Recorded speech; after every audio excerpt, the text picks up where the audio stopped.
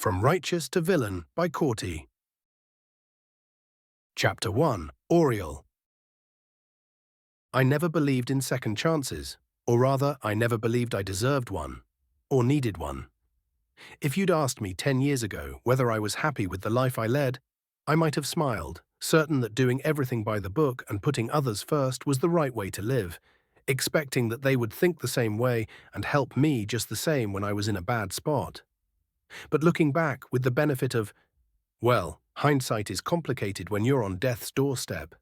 I see now just how deeply my own kindness set me up for disaster, how blind I was.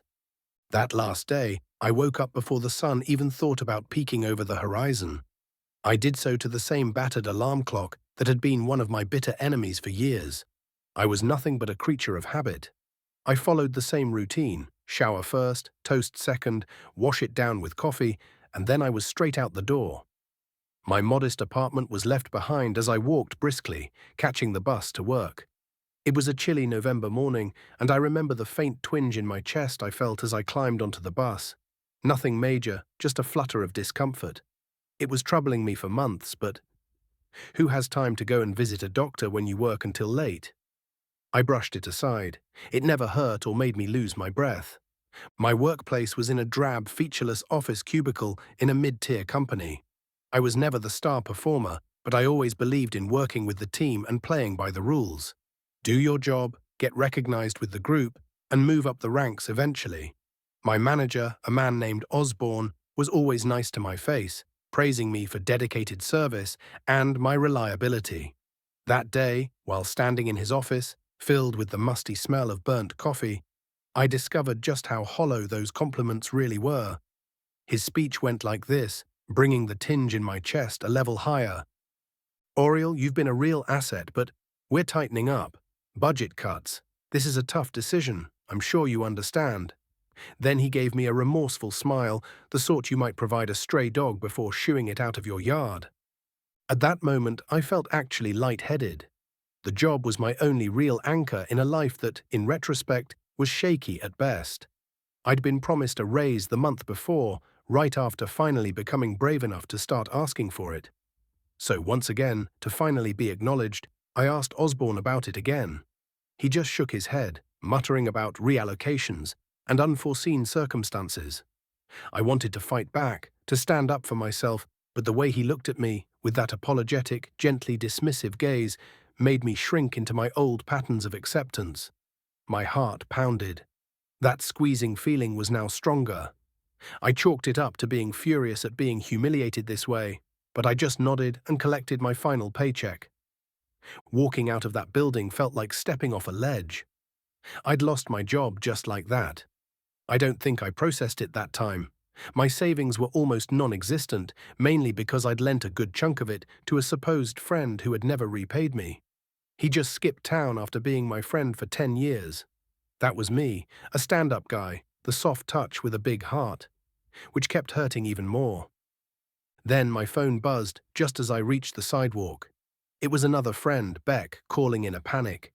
She'd missed rent, again, and needed my help. I stared at the phone, the anxiety mounting. Even then, I considered it. Even then, I thought that maybe I should help her. She needs me. I tried to answer, but my chest twinged again, making me fumble the device. It clattered to the ground, the screen shattering on impact, as if mirroring my own imminent breakdown. "Sorry, Beck. I won't lend you anything now." I ended up wandering for hours, avoiding going back to my apartment. The place was a reminder of every obligation and debt I'd accumulated, and the fact I could not pay them off. Not after today. Kindness had always been my guiding principle, but it felt like the world had found a way to punish me for it. Rain started to fall in cold sheets, and I couldn't afford a taxi or even an umbrella. I clutched my last paycheck, knowing that I had to live off it until I found a new job. But how? It was barely enough to pay 1 month of rent. What about food? I had to do something. So I trudged on, soaking wet, until I finally made it to my building. What happened next is a blur of shouting and regret. My landlord was waiting by the door, arms folded, lips pressed tight. He launched into a tirade about my previous late payment and about the noise complaints from my neighbors, which I suspected they exaggerated or deflected onto me, the bastards. Now he was going on about how he was done giving me any leeway. When did he ever do that? The tension in my chest coiled tighter with each word as I listened. I could barely breathe by now, but I tried to reason with him, to promise I'd pay as soon as I sorted things out. My manager had only just let me go that morning after all. He wasn't having any of it. I felt trapped. Why is everyone turning on me? Why now? I wondered in desperation, even though a small voice inside my skull whispered it was my own fault for trusting people too much and never looking after myself first. Seeing me zoning out, I watched as he stormed off, muttering threats of eviction, leaving me trembling in the lobby.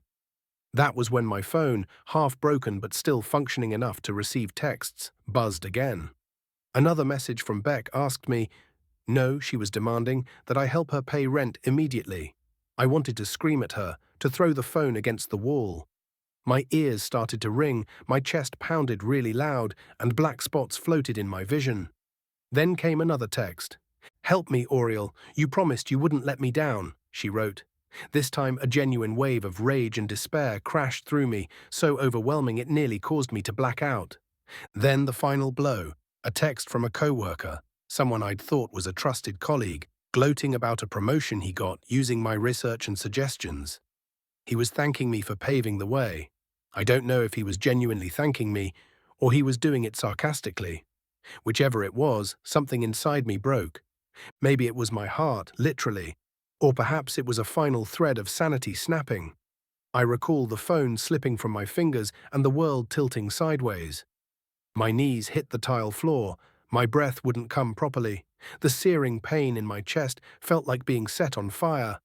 I collapsed, feeling my pulse hammer at the edges of my consciousness, threatening my skull to explode. They say your life flashes before your eyes in the moment of death. In that haze, I saw a movie about betrayals and humiliations. My father told me to be a good person. My mother's hand was on my cheek when she said to always be kind. While right behind them, Beck took cash from my wallet and told me a sob story. My landlord was looking over their shoulders, sneering that I dare die on his turf because of how much it would cost him. Osborne was somewhere close by because I heard him repeat the word unfortunately. It was a parade of heartbreak threaded with a single poisonous truth. None of this would have happened if I'd been selfish enough to put myself before others a little more. My entire body vibrated with panic. I saw flickers of white light and then everything faded. I remember thinking, the last thought in my consciousness, never again. That was the last coherent idea I had in that world. Suddenly, I was awake, but somewhere else. My eyes snapped open, and for a moment I thought my vision was still spotted with black splotches. Only these weren't illusions. They were silhouettes of thick, ancient trees, dozens of meters tall, leaning over me like curious aliens. My body felt stiff and heavy, lying on something damp and cold. Then it hit me, the smell of smoke, blood, and wet earth rushing into my nostrils. My head pounded just the same, but my chest wasn't squeezing as before. I exhaled, coughed hard, and propped myself up on an elbow. That's when I noticed them. Bodies were thrown across a clearing, human bodies, not animals. Some of them were wearing battered leather armor, others were clothed in what looked like merchant's attire from a movie. There were a few wagons, ransacked, half smashed, wheels shattered, and crates overturned, thrown about around them. The metallic stench of blood made my stomach twist. The entire scene looked like a war zone or the site of a brutal robbery. My heart raced again, a wild panic rising in my throat. Where was I? Instinctively, my hand went to my pocket for my phone, but of course it wasn't there. Instead, my fingers grazed over something foreign, a bracelet with a small metal plate attached to it. Squinting in the dim light, I made out letters etched in it. Oriel. Well, that was my name, but it was crafted in an old-fashioned script. Wait, this wasn't the alphabet I was used to. Huh? Looking closer, beneath it, a smaller engraving was readable. Bronze Tier Adventurer. Adventurer? Tier? I felt a twinge of confusion while I gathered my strength and stood up, my legs still shaking. My clothes were strange too, a coarse tunic stained with what might have been blood and mud. Was it My blood? As I ran a hand through my hair, trying to steady my breathing, a wave of unfamiliar memories crashed into me. Images of sword drills, a wooden training yard, the muffled ring of steel on steel. Faces I couldn't place, gruff men, stern trainers, a tattered sign reading, "A guild hall." They fluttered through my mind like half-forgotten dreams. At that moment, I wondered if I was still dying on the cold tiles of my apartment building's lobby, hallucinating a bizarre fantasy from the last show I watched or what. Or if I had truly passed on and this was some twisted afterlife. Was I sent to hell? Weird. I expected more fire. Whichever it was, the smell and touch of the place felt very real. The breeze going past my cheeks, the ground clinging to my boots, and the dull ache radiating through every muscle of my body were all happening. So I had to be here. I took a step toward the nearest wagon and almost tripped on a corpse. I froze, staring into the vacant eyes of a man around my age, about 40. There was a crossbow bolt deep in his chest. Blood, looking black in the moonlight, had soaked into his tunic. My insides churned. I almost vomited when another wave of memories rushed in. A group of bandits in the darkness, screams, the clashing screams of weapons, a frantic battle in the midst of a forest trail. I remembered. One of them lunged at me, no, lunged at the Oriel I seemed to have become. The recollection vanished as quickly as it had arrived, leaving me trembling and queasy. I needed to make sense of this, or I will go crazy. Maybe I already had. I tried focusing on it, but my thoughts were a disjointed scramble. One thing was clear, though: whoever I was in the last moment of my life, timid, overworked, and exploited, I was no longer that man. I won't be. I can't be. Not in the same sense. This body, these fragmented memories, this place. If it was real, then I somehow had obtained a second chance. And as horrifying as the thought of it was, something about it thrilled me. I could sense a raw potential in my clenched fists. In that instant, I remembered the final resolution that had blazed in my mind just as everything went black. Never again. Yes, I whispered to myself, focusing on that feeling, never again. I knelt by one of the overturned crates, rummaging through the scattered belongings for anything useful. My hands found a chipped short sword, a quiver with only 2 bolts left, and a small pouch containing a handful of copper and silver coins. My breath was still ragged, probably from how my adrenaline spiked as I surveyed the carnage and how I was surrounded by death. The bandits who had done this might return, or maybe they'd moved on to some other unlucky travelers. Either way, I couldn't stay here. Staring at that short sword, I felt an odd familiarity. Gripping its hilt, I realized I knew its weight and how it should move in my hand. Memories from that other version of Oriel, who had met his end here, swirling in my mind. I don't know what happened. But thanks, other me, I muttered, looking at the weapon. My old life had ended in heartbreak. My new one began in blood. Ironic. I stepped away from the bodies after I collected all the scraps from the broken wagons, from the ghosts of my past companions, and from both of my past selves, in a way. There was no time for tears or reflection. If I wanted to survive in this, wherever this place was, be it the afterlife or not, I couldn't hesitate. While leaving, heading in a random direction, I was telling myself the same thing over and over. I couldn't let pity or indecision slow me down. I'd wasted enough years living by other people's rules. The moon glinted through the thick canopy as I took one last look at the ravaged caravan. Then I started walking into the forest, sword in hand, heart beating like a war drum.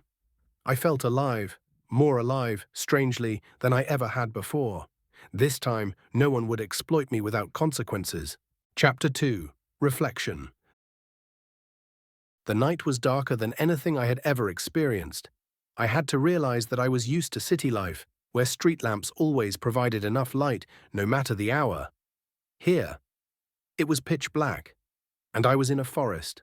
All those noises, the unknown, the predators lurking in the shadow. As I pressed on, sword in hand, I was trembling. It was terrifying. Worse, I didn't know where I was or where I was going, and I couldn't find my way back, even if I wanted to. I was lost. Alone. It was a horrible idea to just leave like this, I should have waited until the sun came up. While I thought about it, looking up when the trees somewhat cleared away around me, I noticed that the massive reddish moon was dipping beneath the horizon, leaving an uncertain greyness behind. It was hard to tell if dawn was approaching or if the darkness was just shifting shapes around me.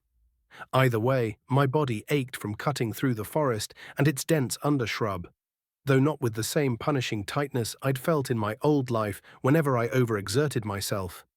Maybe this body really was stronger. Or I was weak. Probably both. For a time, the only sounds I could hear were the crunch of dead leaves under my boots and my uneven breathing after I continued my trek. I tried not to think about possible animals lurking close by. But then, my mind wandered to the carnage I'd left behind.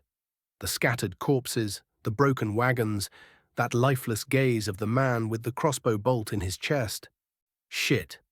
There was no sense in mourning strangers I never knew, but I couldn't help but feel off. My chest still panged when my mind flicked back to it, but I forced myself to let it go. I had to keep moving. Focus on that, Oriel. Eventually, the distant trickle of water reached my ears.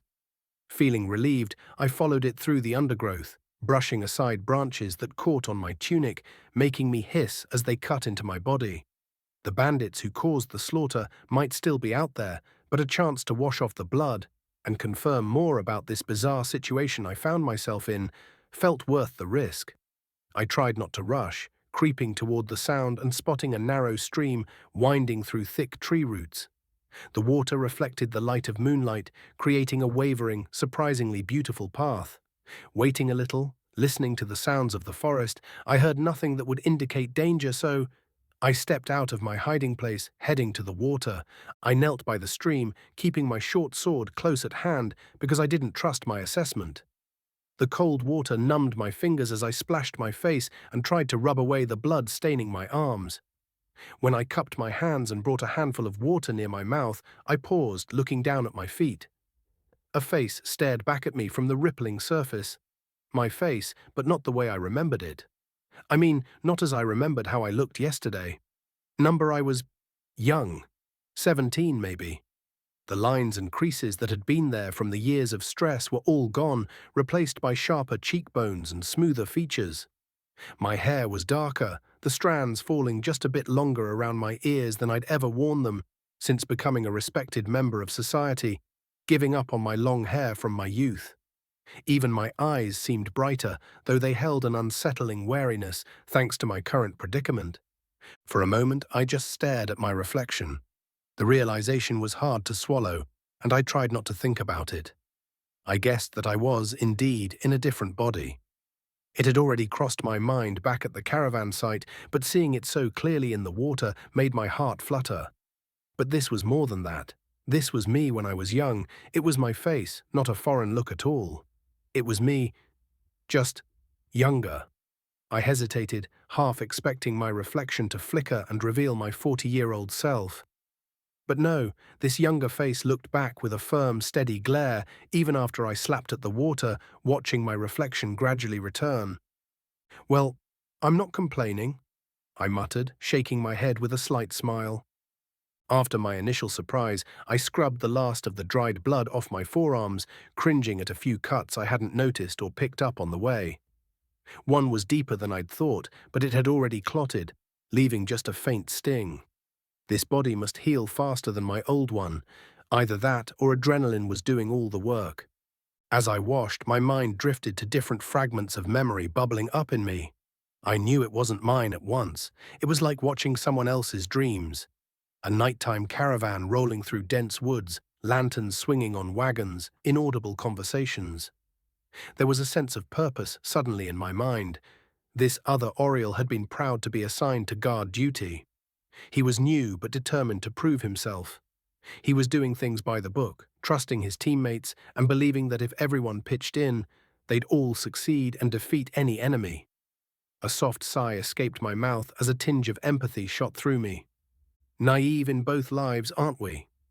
Then the memories shifted to the attack, men in dark hoods rushing out of the undergrowth, steel clashing, panicked shouts everywhere. The caravanners scrambled to fight, but they were disorganized. Then someone shouted, "They're here for the cargo." But then, betrayal. One of the merchants, a scrawny man with a crooked nose and an even more crooked grin, signaled to the bandits. He must have made some deal because the attackers spared him at first. The caravanner's confusion was enough for the bandits to overwhelm everyone else, going for the cart the man had signaled for. They were clearly here for whatever it was carrying. Watching, feeling, and living through these memories, I felt sick. Again, my breath was caught in my throat and my heart rate increased. I saw flashes of the traitor taking over the cart and cutting down the old man, who was its original owner, before climbing up to it. Then, the bandits, having what they wanted, cut the traitor down without hesitation, claiming it for themselves. The memory ended with a burst of pain and darkness. How this younger, alternate self of mine took a blade to the gut or a blow to the head, I wasn't sure. It came from behind. I touched the back of my head. It did hurt, but there was no injury or blood. A double cross after a double cross. Everyone died. I felt my jaw clench, but also felt somewhat happy that the bastard orchestrating this didn't get to live. Fitting, I guess. That's what happens when people use each other. I wasn't in the mood to keep ruminating on what-ifs or deal with my alternate variants past. It was done in the past, no longer my problem. Sorry, kid. So I splashed water on my face again, as if that could wash away the bitterness. But the thought remained. 2 Oriels, both of us so certain that if they just played nice, we would be treated fairly. Instead, one of us was exploited by so-called friends and co-workers, while an ally betrayed the other.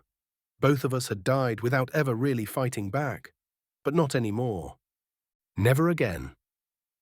That mantra pulsed through me like a heartbeat as I stood back up, as if my alternate self agreed with me. Maybe I was no longer one Oriel. Just stop thinking, I told myself, shaking my head vigorously. I felt unsteady, but it was more from anger than exhaustion. I dried my hands on a scrap of cloth I'd salvaged from one of the wagons and took a moment to examine my gear. It didn't magically change. I still only had the same things that I took. Hardly a fortune, but enough to get me by for a little while, assuming I made it to civilization safely. I hoped that I could make use of my bracelet and the fact that I was an adventurer and part of some organization. My eyes tracked upstream, noticing a faint glow in the sky. Dawn was coming. I decided to follow the water's flow, reasoning that it might lead me to a main road or an inhabited area. Cities were usually established close to a water source after all. As I walked, the forest around me gradually changed from dense, ominous woods to more open terrain. Sunlight began to filter through the treetops, warming the back of my neck and illuminating the wildflowers underfoot. I never was a botanist or a gardener, but I was pretty sure these types of flowers were not anything like on Earth. Eventually, I found a rough trail that paralleled the stream. Boot prints marred the dirt, suggesting travelers used it. I paused, crouching low to inspect the impressions. Some were fresh, but there was no telling if they belonged to friendly adventurers or cutthroats. Still, a road was a road, and if there is any kind of security in these parts, bandits should avoid it. I hope. Steeling myself, I continued along the path. My ears pricked for any sign of danger, and my grip tightened on the short sword, the weight comforting in a strange way. Every so often, a stray memory from this body's past flickered up. An image of that guild hall, the day the other Oriel was awarded bronze tier status. I could feel his pride.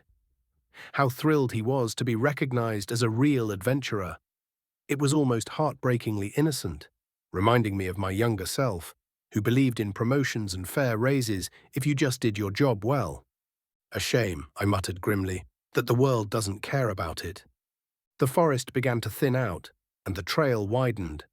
I spotted a slope up ahead, and something told me that a better vantage might be just what I needed. With confident steps, I followed a switchback that zigzagged up the small rise. My legs burned after being on the trail since night. It turns out even a younger body can feel fatigued after enough stress. Reaching the top, I paused to catch my breath. The early morning sun cascaded over a vast expanse of farmland and scattered woodland, where the two gradually met. Stretching across a gentle valley before me was a fortified city. Stone walls stood tall in the morning sun, multiple guard towers rising here and there along them. Smoke trails curled from chimneys beyond the city walls, and tiny figures were coming and going at the main gate. Even from this distance, I could sense the bustle of life within those walls. It wasn't a small city, but it also wasn't anything like a city in my time. For a few heartbeats, I just stood there, staring down at the city like a lost traveler, trying to remember how a map works. This was the first real sign of civilization I'd seen in this world, and although I expected it, it was still weird. I couldn't help but notice a slight grin tugging at the corner of my lips. My old self would probably worry about signing up for a permit or filling out the proper forms. But that Oriel died in a drab office lobby, and the other Oriel died bleeding in a forest.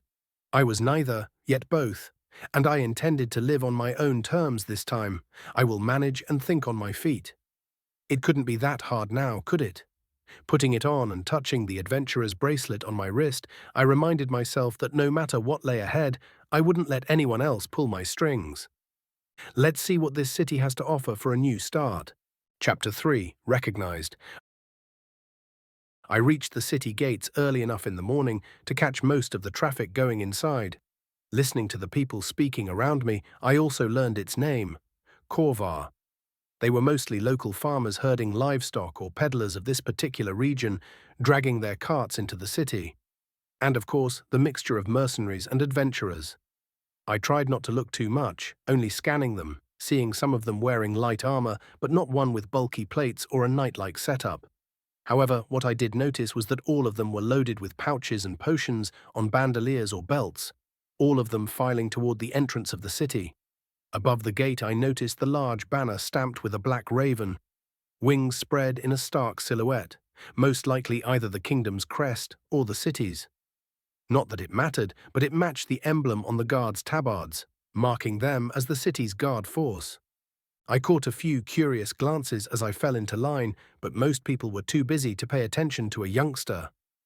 Good for me, the last thing I wanted was attention, so I waited for my turn.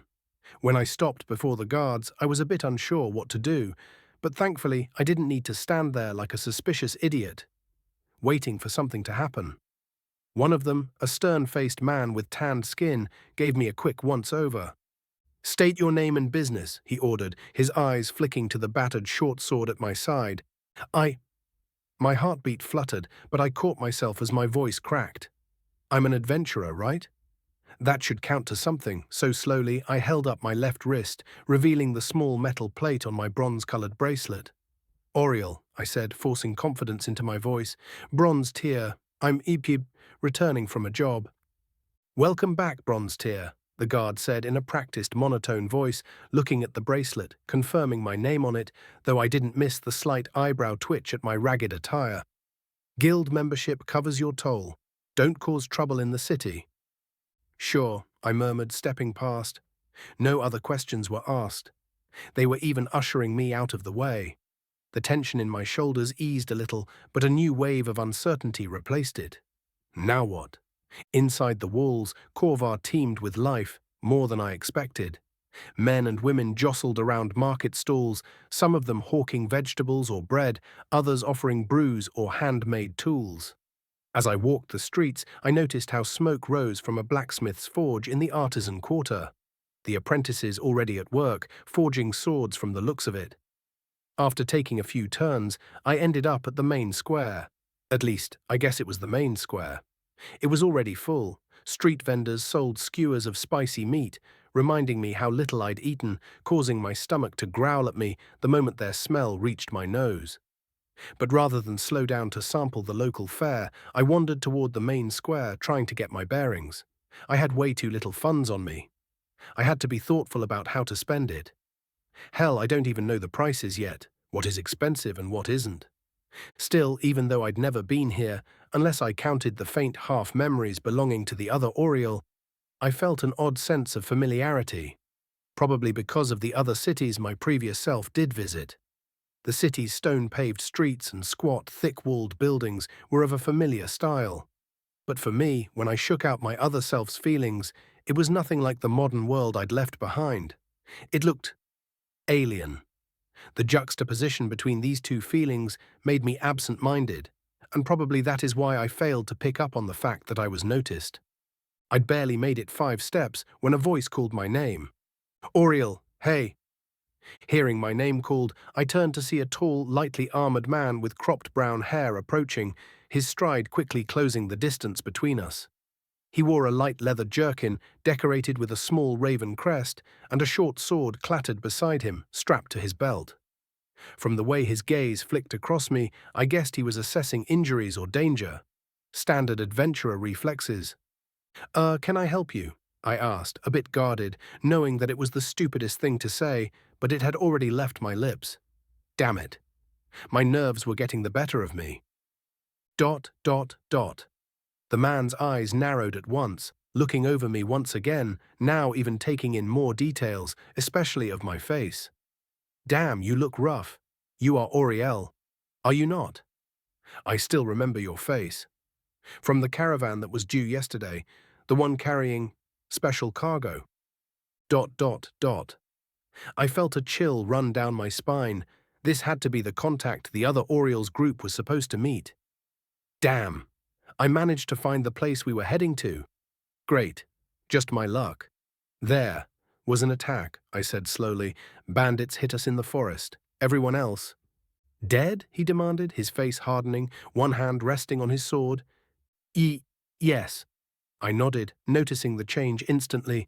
I'm the only one who got out, and I'm not even sure how. Fuck, the man cursed under his breath. They were supposed to check in here, safe and sound. Now you show up alone, no wagons, no cargo, no others. I was lucky. I answered while my body tensed, wondering if he was about to accuse me of deserting or theft. Instead, he let out a frustrated sigh. Come on, he said, grabbing me by the arm. We need to take this to the guild. You realize the local branch was responsible for coordinating that caravan's defense. I guessed, I managed to mumble, stumbling as he pulled me along. His grip was painful and strong. Without further discussion, he led me, or in this case, dragged me down a side street to a sturdy 2-story building. A wooden sign carved with a simplified raven's head and a crossed sword marked it as the city's Adventurers Guild. Despite my own misgivings, some part of me relaxed seeing the symbol. A real guild outpost, a half-familiar memory told me. There should be a job board, a clerk, maybe a lounge for adventurers upstairs. The question was, would I be able to use them? As we stepped inside, I noticed the interior was all polished wood floors and stone columns. A warm hearth glowed in one corner, and multiple large boards on the left side of it were pinned with stacks of parchment, ongoing quests, bounties, and city announcements. The guild hall was filled with commotion and with people in mismatched armor. Some looked like rangers in cloaks, and I managed to spot a pair of dwarves conferring over some mechanical blueprint. So, are there more than humans in this world? Or are they midgets? It's best not to ask, or I may get a few teeth knocked out, especially with how thick their arms were. A few paused to glance at me, but quickly returned to their own chatter. My escort guided me to a side chamber behind a heavy, dark wooden door. A broad table stood in the center, ringed with chairs, while various maps, lists, and scrolls littered its surface. Against one wall, a tall man with grey-streaked hair leaned forward, examining a parchment with the official Raven seal, probably coming from someone important. This is Guildmaster Reagan, my new acquaintance explained. Then he added to the Guildmaster, I found him wandering the market. The descriptions of him fit the list we received when we took up the request to guard Zoltan's caravan. He is one of us from the border town of Laszlo's Retreat, assigned to the mission master. I see. Reagan looked up sharply, and his gaze pinned me like a hawk. So you're Oriel, the bronze tier assigned to guard that caravan, he said, stealing one look at my bracelet. I nodded, unsure if I should say more. Report, he snapped, getting angry that he needed to repeat himself. I swallowed at once. Well, here goes nothing. I told them about the ambush, the hooded bandits, the chaotic fight, the double cross by a caravan insider, and how everything ended in blood and death. I kept my personal shock and confusion to a minimum, focusing on the bare facts. Everyone else was slain, the cargo taken, and I survived through some fluke, probably knocked out, and they didn't bother to check if I was still alive or not. When I finished, silence hung in the room for a little longer than I found comfortable.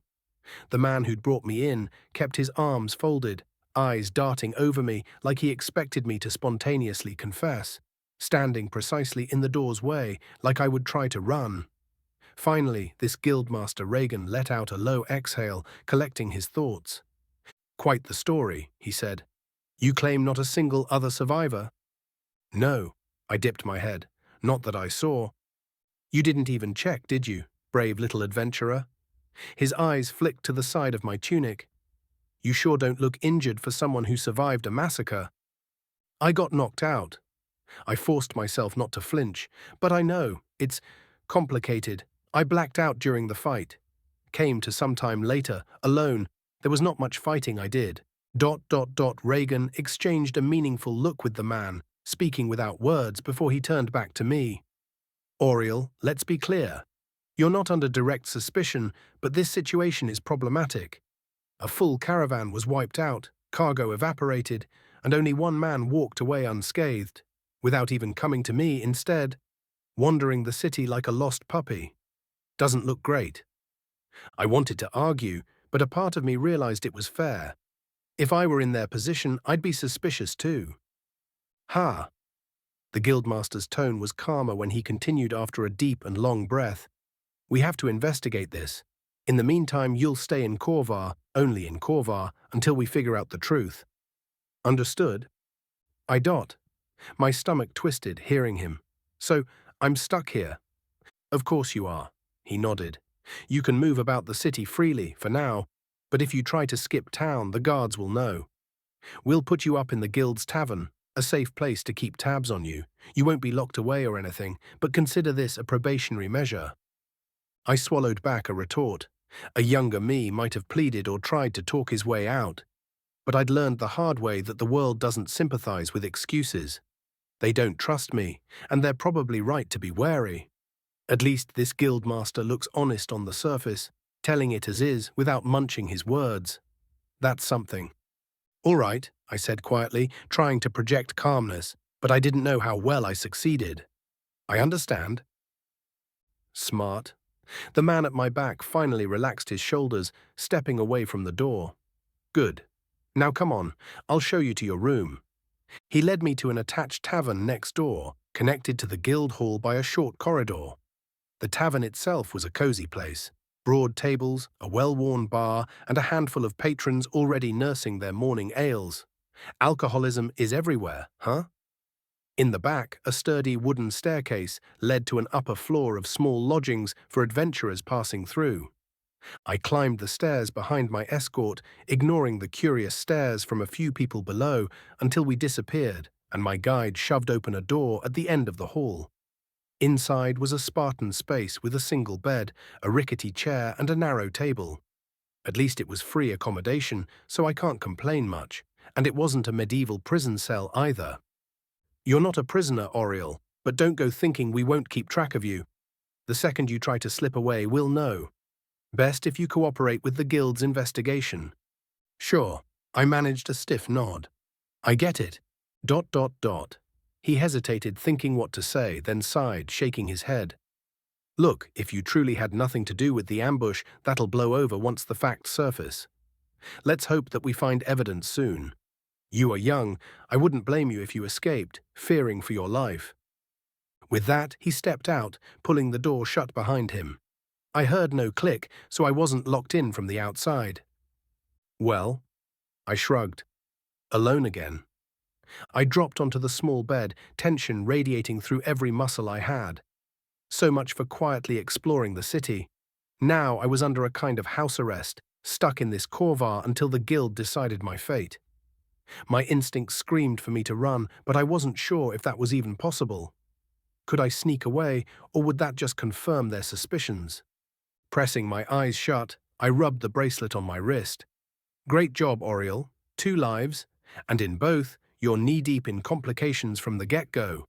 Tomorrow, I'd figure out which way I wanted to play this, clear my name or vanish into the city's underbelly." Today, though, all I wanted to do was rest and eat, then wait for whatever came next. Chapter 4, Dreams. I don't know where really I was. What I knew was that I was wielding a wooden training sword in a dusty courtyard. Around me, the sharp noise of steel hitting steel echoed as a dozen others practiced their drills under the critical eye of an instructor with an aging face and a handful of scars. The tang of sweat and sawdust filled my lungs, making me wrinkle my nose and feel queasy. My arms burned from repeating the same overhead strike again and again. But some unrelenting part of me refused to quit even when I wanted to stop and look around. I wanted to ask what was happening and where I was, but I couldn't. I wasn't in control. As soon as the drill ended, the scene shifted, dissolving into a mixture of colors and shapes. Thinking back, it was clear it was a dream. But at that moment, it seemed so real that I had never noticed it. Suddenly, I was at a different spot, crouched in the middle of a dense forest, heart pounding while I pressed myself up against a thick, rough tree trunk.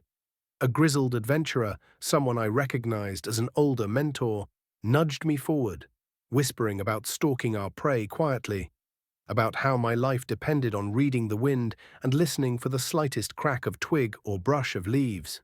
He lectured me to always look for the direction of the wind and not let my scent carry me toward my target, only always away from it. My breath was caught in my throat as we crept toward our target. It was just a wild boar rummaging in the undergrowth, but at that moment it felt like the greatest enemy I could face in the world. Then that image, too, faded away right when I was about to make my move. Bullshit. I heard myself cursing that I was being swirled up in my dream again, whisked away to a different memory. A blur of cityscapes followed right after. I tried naming them as they flashed by, but I was unable to do so. I saw stone streets appearing under me, blacksmith shops and potion stalls, and a row of notice boards with pinned job requests. Slipping through this dreamscape, I caught glimpses of words in a script I only half understood. My dream self knew them as bounties or escort missions, but their meaning blurred as if I was trying to look through two sets of eyes at once. My old and new lives colliding in my subconscious. My heart raced, overwhelmed by the swirl of sudden memories and emotions, including sword forms, campsite cooking tips, and the protocol for haggling in a marketplace for an optimal price without offending the seller. Then, from far away, voices thundered in my head, some of which I had vague recollections of. Teachers, friends, maybe even the screams of the people I'd lost in the caravan ambush. It was I who lost them? No, I did not. Then the swirl halted abruptly, snapping into a final, abrupt memory. An older, experienced adventurer awarding me a bronze tier bracelet. His pride and happiness were both evident as he clasped it onto my wrist, warning that the path ahead would be dangerous, but he said I could do it. He said that I earned this. Oriel, he'd said, his voice tinged with hope, was an excellent student. He said that I shouldn't waste the chance to be something great and grab it by the ankles.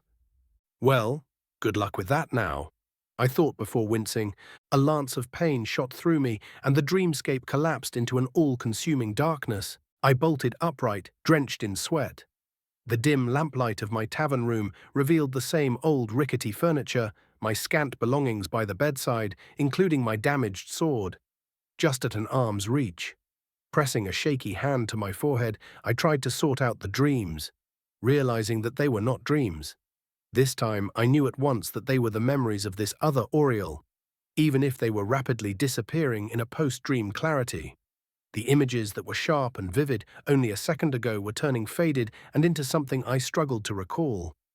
They weren't mine, I whispered hoarsely, but that wasn't entirely true. All of the images, all of the noises, the voices, the faces, everything that flashed past me felt more personal, as if all of it belonged to me. It was confusing, but I'll deal with it later. Hungry, I cursed, feeling weak. My stomach growled fiercely, cutting through my tangled thoughts, agreeing with me and telling me that I finally had a proper thought for myself. Well, I could understand why, because I remembered that I hadn't eaten since I munched the ration from the wrecked caravan, traveling to the city. It was not much, Right then, hunger was the loudest thing in my world.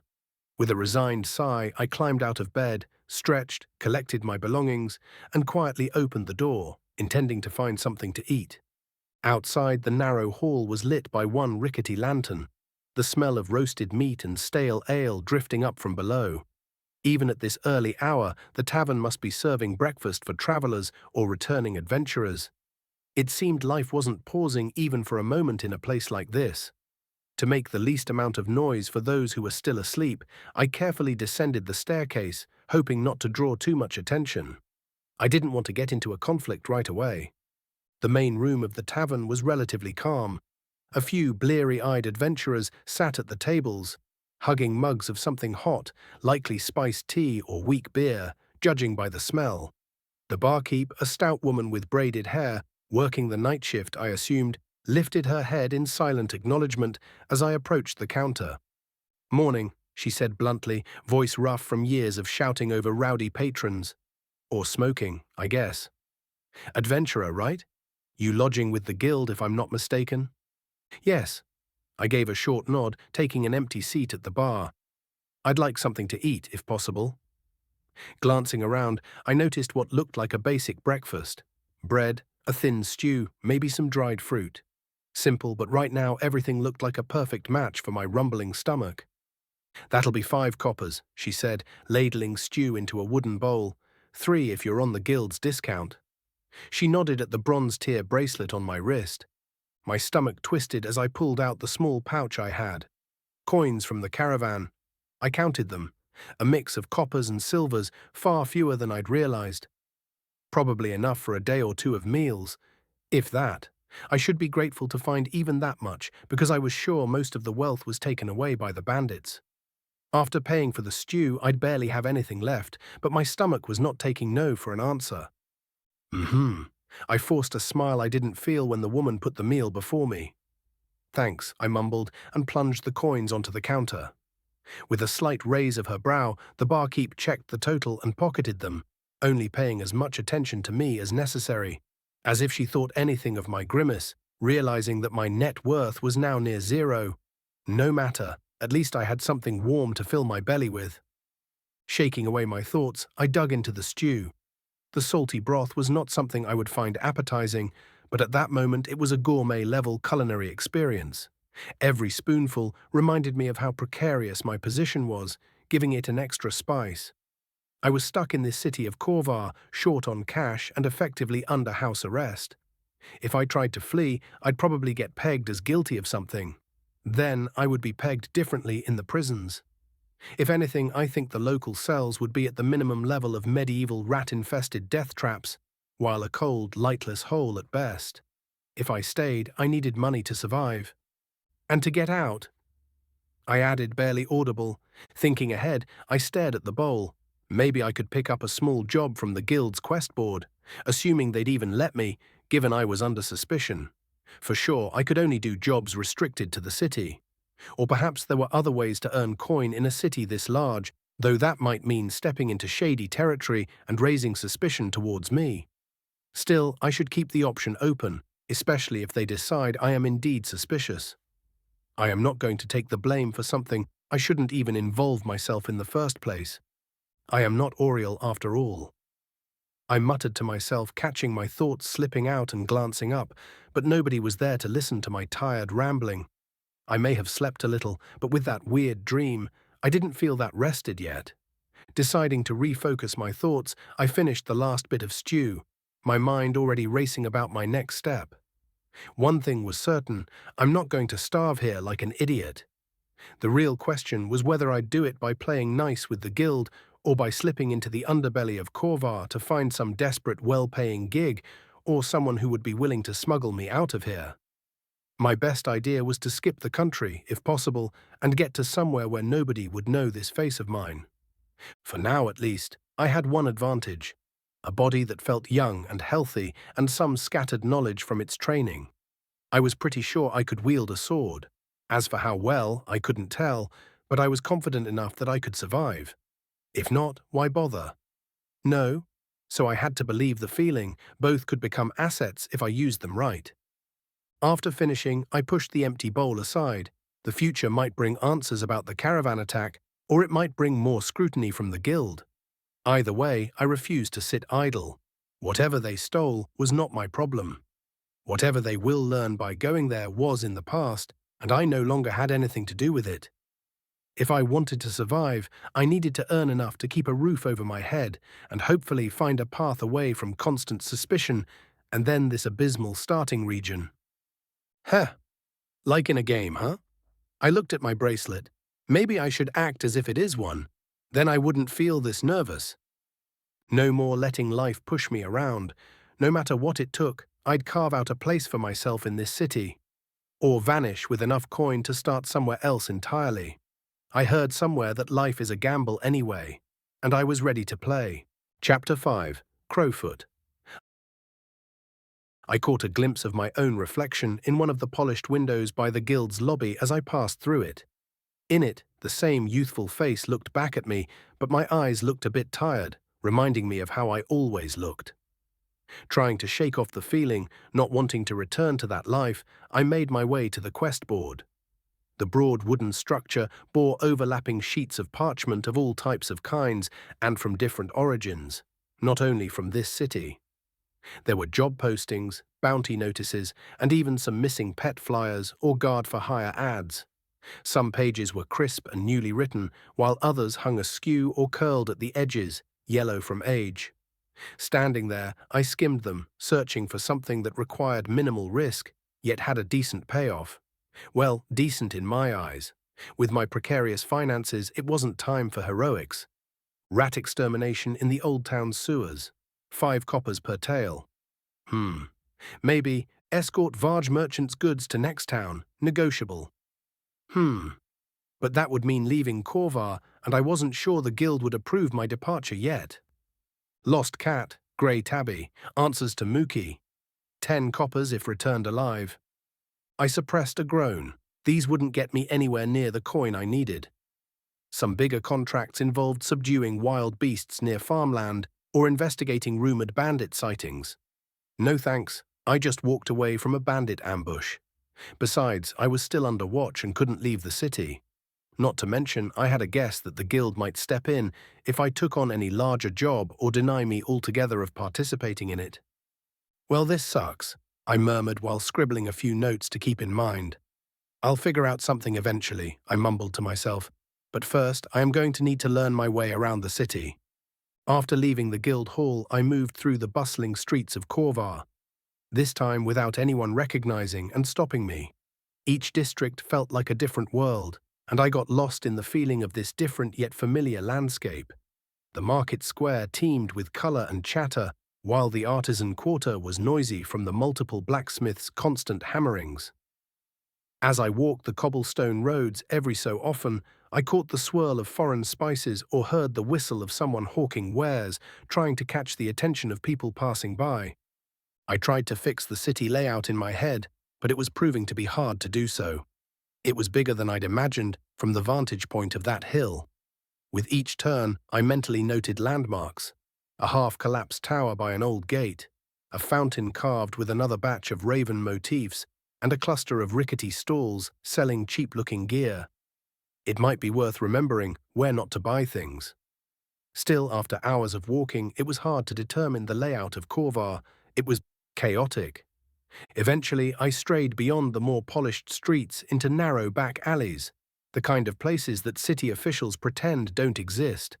There were parts of my old city, too, where people only went when there was no other choice. The cobblestones here were cracked and grimy. The air stank of garbage thrown into the side alleys and from spilled stale ale. If there were a place to find the city's underbelly, this was it.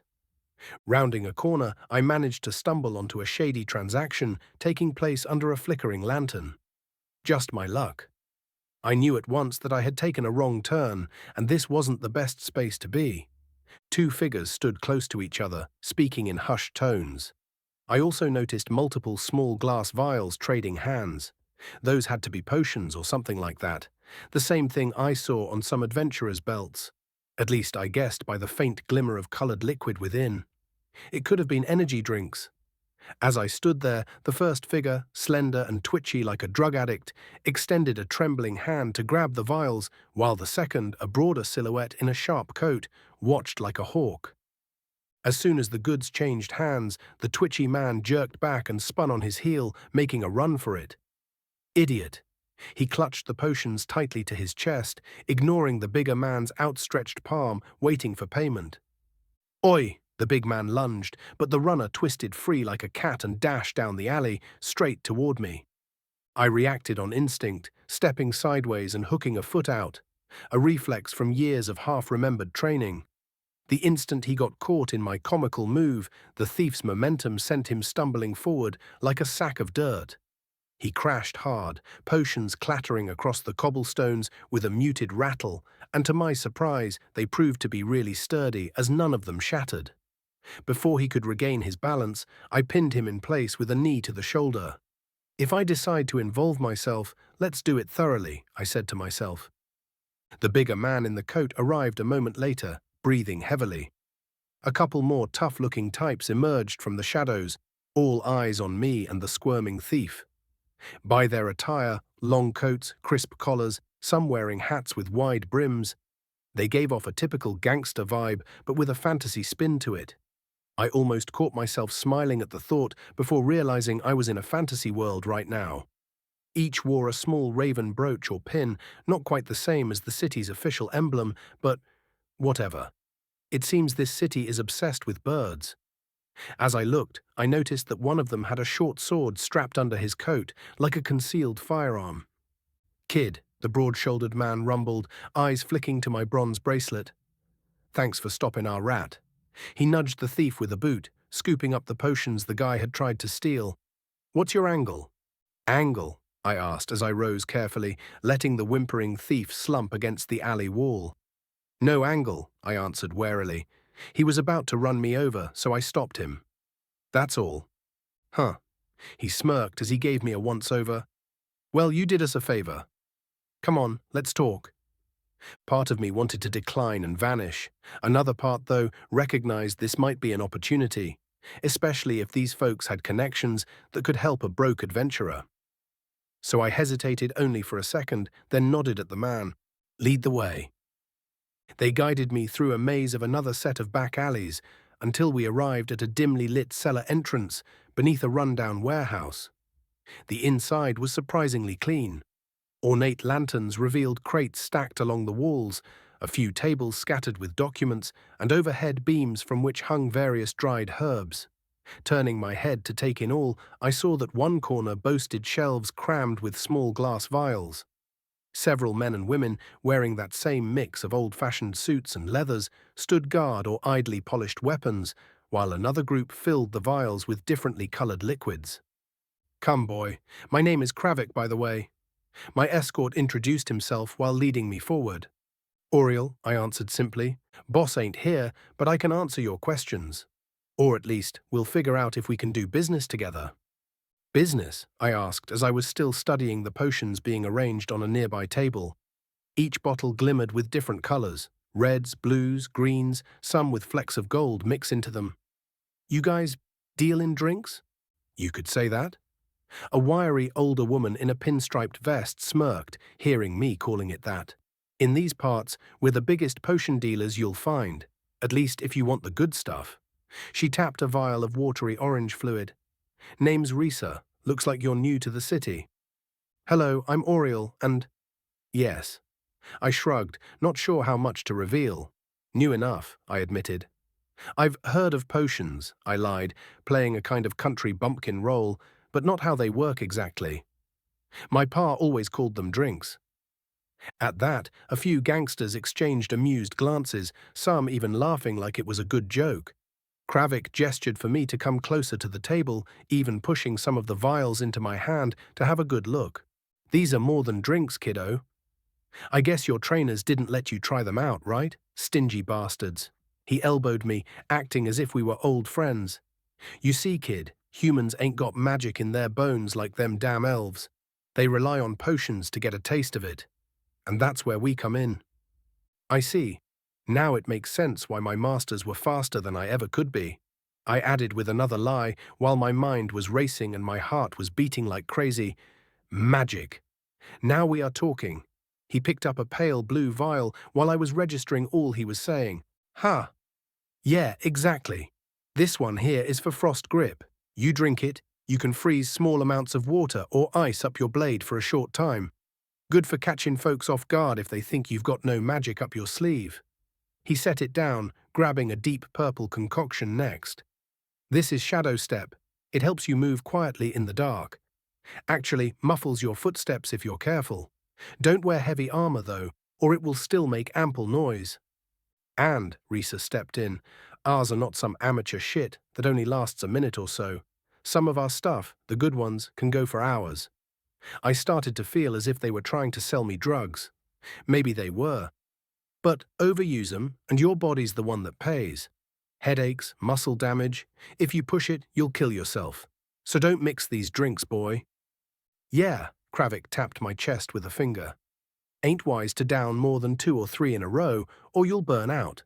Some folks don't care, or they don't realize how big the risk is. He shot a glance toward the unconscious thief by the door. That's how we end up with desperate idiots trying to run off without paying. It fries your brain and makes you an idiot. I nodded slowly, absorbing their words. My mind flashed to the earlier dream about haggling at potion stalls. Perhaps the other Oriel had known all this. Me? This was the first time I'd heard it laid out so frankly, and it was already worth it to stop that addict. This was invaluable for me. So, you guys are an organization that sells these under the table, I ventured, smiling. Hehehe, you hear the guy? A short laugh ran through the group. We prefer to say we provide a premium service, special potions that might not pass the various guilds' official stamp, Risa explained, or sometimes regular potions for folks with questionable means. You see, there are people who are banned from getting their hands on it. Criminals who were wrongly accused, of course, can't buy them. But not all potions are contraband. We do legit sales too. We ain't the city guard, obviously, but we got a code. Kravik continued after he crossed his arms. You helped us out, so we appreciate that. If you ever need potions on short notice, or you're looking to make some coin without going through the guilds, come find us. He nodded toward a crate filled with sealed vials. There's always a demand for certain ingredients. If you're the adventuring type, that might interest you, yeah? I considered it. They were criminals, or close enough, but they were also a potential lifeline. They could be someone who might pay me under the table and let me skip dealing with official channels. My gaze lingered on the swirling colors within the glass in my hands before putting it back down. Good to know, I said, trying to keep my tone nonchalant. I'll keep it in mind. I may need to take up on your offer in the near future. We'll get along fine, kid. A wry grin spread across Kravik's face. By the way, you can call us the Crowfoot Gang. We're a family business. He lifted a black leather glove, displaying an emblem with a stylized raven's foot. And you can let us know if you want to chat again. Our turf's not that hard to find once you know where to look. He said, whispering an address into my ears. Maybe then the boss will also be back, so we can introduce you. After a few more minutes of polite small talk and curious stares from a couple of rough-looking enforcers, I excused myself. They let me leave unimpeded, apparently satisfied with the day's outcome. Outside, the sunlight had begun its slow retreat, the angles of the shadows growing sharp. I took a deep breath after I was back on a street that I remembered, knowing where to go to head back to the guild. Well, that happened. My heart was still pounding from confronting the would-be thief, from meeting these, fantasy gangsters, and from hearing how potions truly worked. And if I wanted an alternative path to money, I might have found it. The question was whether I dared stray from the relative rules of the guild to dabble in the Crowfoot Gang's under-the-table dealings. Or maybe I can play both sides until I figure out which suits me best. My lips tightened at the thought. Perhaps I'll do the exploiting in this life if I have to. No, I told myself. It was a horrible feeling, and I would only do it to those who try to take advantage of me first. Yes, I don't want to inflict the same suffering on regular people, but those who try to fuck with me? Well, that suddenly feels as if it would be a perfectly valid response. Chapter 6, Fledgling. A whole week had limped by since I got myself into Corvar, the days successfully blending into a dull routine, just like my old life. Pathetic. I spent most of the days wandering the city's streets, continuing to map outside alleys and shortcuts in my head, and occasionally checking the guild's notice board for jobs that wouldn't require leaving Corvar. A few times I thought about picking up a quest, like the Lost Cat or the Vermin Extermination gig, but each time I hesitated. What if they try to pin something else on me if I fail or even succeed too quickly? Or I was just afraid. That could have been too. The guild had me under watch, but they weren't hovering over my shoulder every minute of the day. I could sense it, though. A few too many guards seemed to be aware of where I was at all times, or a guild scout would be loitering near a corner whenever I appeared. It wasn't a direct threat, more like a constant reminder that I was a suspect, and I hated it. Finally, after that long week, they came to find me again. Two adventurers wearing the guild's emblem on their cloaks intercepted me as I left a small eatery in the artisan quarter. "Oriel," one of them said briskly, "Guildmaster Reagan wants to see you." Nothing in their tone suggested I had a choice, so I followed them back to the guild hall. We took a side corridor into the same meeting room where I'd first been questioned, a broad wooden table at its center. Waiting for me, the guildmaster himself once again was there, hands folded on the table, flanked by a couple of other senior-looking adventurers. Grim. "Take a seat," Reagan said, his voice authoritative, like that of a judge's. I complied without speaking, taking a spot opposite him. My heart was already in overdrive. I was annoyed that I still felt intimidated around these people, so I told myself I shouldn't be. At least, I was determined not to show it. "We've done part of our investigation. It is still ongoing, including a scouting party sent to where the caravan was supposed to pass and to other routes you could have taken. But we have a preliminary idea of what happened." He paused, glancing at a stack of notes. "We also found what's left of the wagons that were not at the initial spot. Of course, they were also looted, torched in part, and more bodies, enough to confirm the fate of the caravan." A pang hit my chest, but I kept my face neutral. So they really are gone. I guess the feeling came from my second self. We're piecing together signs that point toward two bandit groups who operate in that area, said one of the other senior adventurers, a middle-aged woman with a scar across her cheek. Hard to say which one hit the caravan. Both have been unusually active recently. The one is more direct, hitting any traveler for goods and ransom. The other is rumored to be led by an ex-mercenary, pulling off more precise strikes, going for valuable items. And, Reagan held my gaze, drawing my attention, at first we considered the possibility that you were simply lucky to survive. Now we're re-evaluating that. "Excuse me?" I finally spoke up, but the man continued, ignoring me. "Some evidence suggests the ambush was orchestrated, possibly with an informant who fed details about the caravan's route and timing." "Hold on," I said, bracing my hands on the table. "I told you everything I know. That insider was part of the caravan, not me." He turned on us. "We've heard your account, yes," Reagan continued, "but the entire scenario is suspicious. Your lack of injuries, your uncertain timeline, your convenient reappearance in Corvar. We can't ignore the possibility that you served as the mole, guiding bandits from the inside." "What? And I came to this city after? Because I'm retarded?" Anger flared in my chest. "You think I orchestrated the caravan's slaughter? For what? A handful of coins, then waltzed into your arms? Where is my money then?" "Pipe down, kid."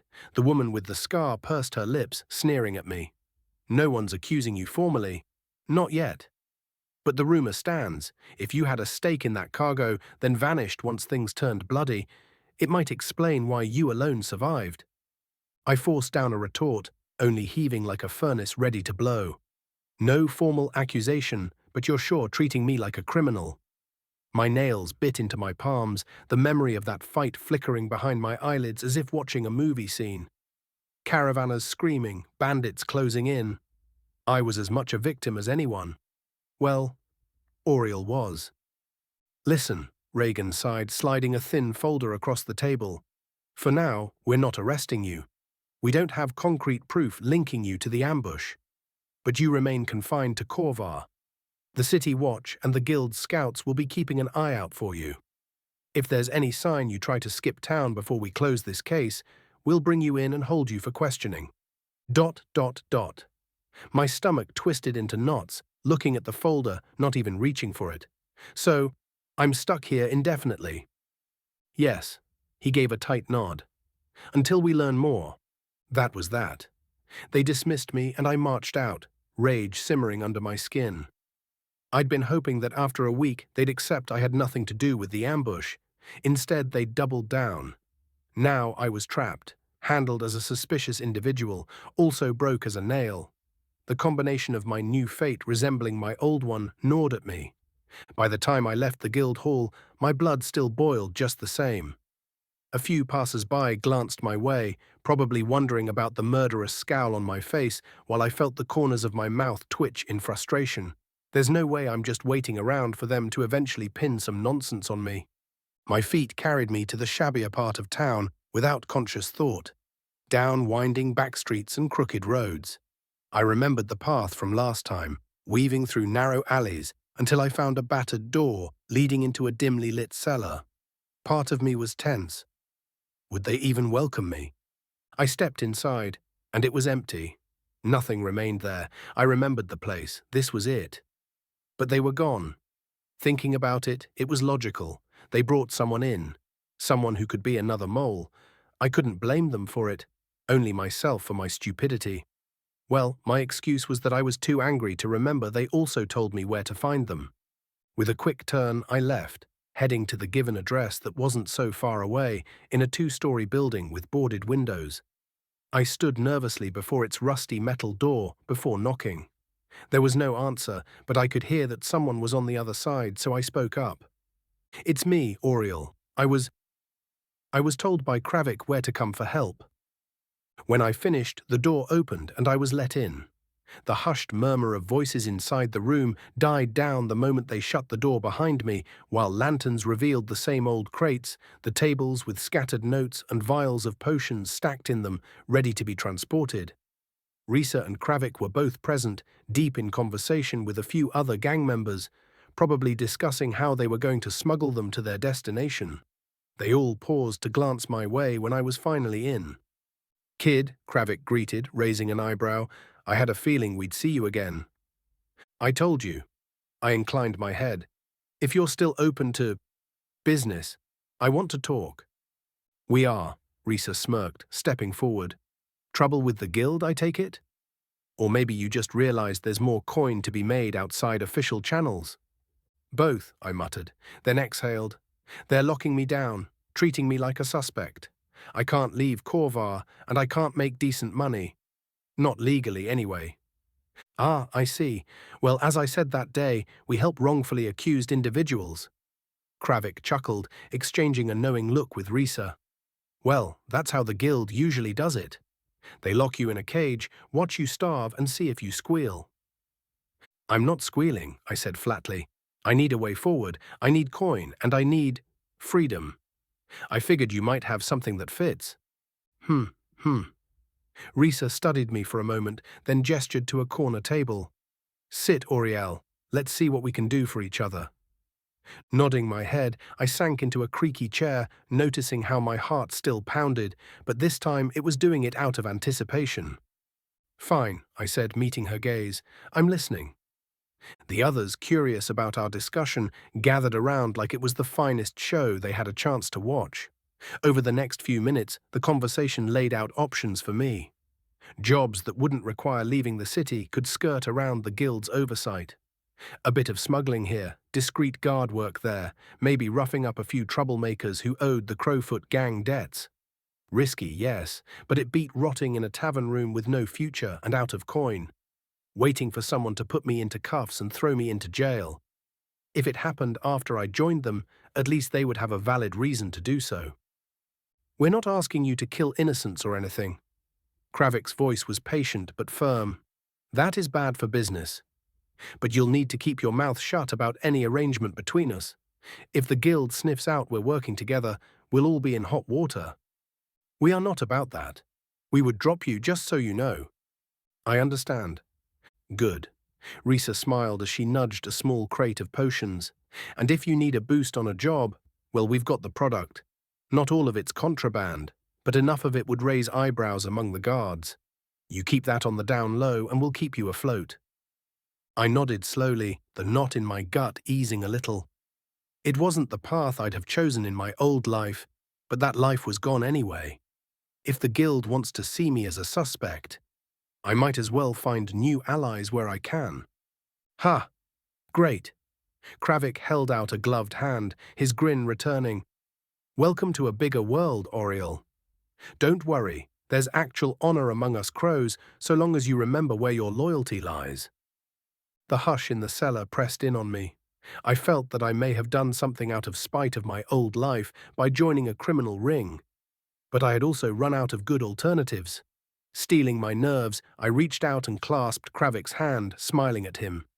Guess I'm in, I said, voice steady, at least until the guild decides to get me, because then I'll need to disappear. Don't worry about that. The gangsters exchanged approving nods, and Risa let out a satisfied chuckle. When you prove to be a good fledgling, we will do that for you. They won't even know you existed. A wry smile tugged at my lips, hearing her words. So be it. If the crows gave me a place to spread my wings, that might be worth the risk. It's better than being a chicken waiting to be made into soup. Chapter 7. Fitting in. The following day, the gang wasted no time putting me to work. Stick with me, kid, Kravik said, patting me on the shoulder as he led me through the twisting streets of Corvar's southern district, the main operating area of the gang. Every fledgling needs a proper start. Fledgling, that's what they called me. Not that I had an issue with it. I was new blood and untested. It was fitting, I supposed. The gang's full name was the Crowfoot Syndicate, and everything about them revolved around birds. When I asked about why, I was simply met with laughs, telling me that it was because of the kingdom I found myself in. The royal banner had a black crow, the saint animal of the ruling bloodline, so they also used it for themselves. They also told me how many times that simple, unsaid connection got them out of the sticky situation with some gullible guards in the region. I wanted to ask if it wasn't a risky idea, masquerading as someone who has a connection to the royal bloodline, but who was I to ask? They have been at it for much longer than I have arrived in this world. After I finally stopped questioning everything, I just listened to Kravik's continuing explanation. Their ranks reflected the image of the crow too. Kravik, for example, was a Talon, one of the enforcers who kept people in line. He was one of the muscles of their operation. On the other hand, Risa had casually mentioned her own title, a wing, making her part of their scouts and smugglers responsible for getting the goods from A to B, or finding new deals. As for the top of the chain, the one everyone told me about, but never named directly, he was the Crown, the head of this entire operation, the big boss, the Don. Whenever I asked, they said I might see him soon, but that was it. Not that it mattered. I wasn't concerned with the Crown, not yet. I was still being tested anyway. For now, I had to prove I wasn't a waste of space, and then think about how to go about my life from there. My first task was simple enough on paper. Deliver a small crate to a tailor's shop in the merchant's quarter. Kravik handed me the crate, and Risa was assigned to shadow me, keeping an eye on my every move. Of course, I did not know it when I was given the task. "What's in it?" I asked, testing its weight. It wasn't particularly heavy, but it was sealed tight. If anyone tried to peek into it, the seals would be broken, a telling sign that it had been tampered with. "Don't ask questions you don't want answers to," Kravik said with a grin. "Just get it there without opening it, and don't be late." Understood. I nodded, pushing down my curiosity. He was right. Sometimes it is just best to remain silent. I just hoped I wasn't going to be made into some kind of drug mule and get busted the first time I did something of my own will, so they could push something even better elsewhere. But it was too late to think about the possibilities, and it wasn't going to help. The walk to the shop was uneventful enough. At first, about halfway there, a pair of city guards appeared, blocking my path and making my worst thoughts manifest into reality. My heart sank as one of them pointed at me out of the blue. "You there. What's in the crate?" the guard demanded, stepping forward. His partner stayed back, watching for trouble, making me twitch my eyelids. Fucking hell. Good job, Oriel. You are going to medieval prison, you idiot. Flour, I stammered, trying to keep my voice steady, for the bakery on Oak Street. Really? The guard asked while he raised an eyebrow, his suspicion evident on his face. Let's take a look. Ah! Before I could respond, Risa swooped in from nowhere, flashing a disarming smile at the guards. Good morning, officers, she said, her tone as sweet as honey, laced with a hint of flirtiness. This one's new to the city and a little nervous around authority. Isn't that right, my little birdie? I nodded quickly, gripping the crate tighter, surprised that she showed up from nowhere, but at least it told me I wasn't being set up by them. Flour, you said? The guard seemed unconvinced, looking past Risa. Why's he taking it all the way to Oak Street when there's a bakery 2 blocks over from where we are? Oh, please, Risa laughed, her voice light and airy sounding. Because the baker's his cousin, of course. Family helps family, don't they? A bit of extra work is never a bad thing when it concerns family. Now, unless you want to be the reason someone doesn't get their bread on time. The guard hesitated, seeing Risa's insistence, and in reality, I guess they didn't have any reason to push further. Not when they realized there could be trouble brewing. So, with one last glance, the man pierced into my eyes and then waved us on with a grunt. Once we were out of earshot, Risa turned to me, her smile fading. Next time, keep your story straight, she hissed. You're lucky they were lazy enough. Yeah, ... I nodded, feeling my heart beating in my throat. Finally, we reached the tailor's shop without further incident, as Risa's presence helped deter any other guards who may look to shake some people down for extra money. After seeing us, the man behind the counter took the crate without question, sliding a small pouch of coins back in its place. He didn't even look at me, addressing Risa instead. Tell the crows it's all there. We know. She chuckled, making the pouch disappear with one swift movement of her hand and leading me back out. Don't worry. She patted my shoulders in the end. At least you didn't buckle on the first hurdle or try to run. Just be mindful of the city's layout when trying to get away with it. Yeah. I nodded, repeating the same word and movement, thinking I indeed should pay more attention to my surroundings. That way I could have avoided them in the first place. My second job was less straightforward. Kravik brought me along to chat with a merchant who owed the gang money. We're not here to hurt anyone, he explained as we approached the man's stall in the bustling marketplace. I hoped so, as it was filled with witnesses. But Garo needs to remember his priorities. Watch and learn, fledgling. The merchant was a thin man with nervous eyes and a patch of hair that was falling out on the left side of his head. Of course, he spotted us immediately. His face paled even more, not something I thought was possible. I watched, trying to look serious, while he began fiddling with the trinkets on his stall, pretending not to notice us and getting his stuff away before slinking away. Garo, my friend, Kravik called out, his voice overly cheerful. How's business? Business? Oh, fine, the man stammered, not meeting Kravik's gaze. He only looked into mine once too, probably to memorize my looks. Glad to hear it, Kravik continued, leaning casually on the stool, making the old wood creak under the weight of his whole body. But you see, I'm here about a different kind of business. You're late on your payments. Wah. Garo swallowed hard, glancing around as if searching for an escape route. I just need more time. Time? Kravik's smile didn't waver, but his tone grew icy. My pal, my friend. My dear, we lend out money, not time. And anyway, we're all out of time, Garo. You know how we operate. Pay up or things get complicated. Maybe something goes missing. Maybe it will be a trinket of yours. Maybe it will be your eyes. I stood behind Kravik, unsure of what to do, but I put up a stoic front, trying to be intimidating with my best efforts. Standing there, the tension was thick enough to cut with a blade.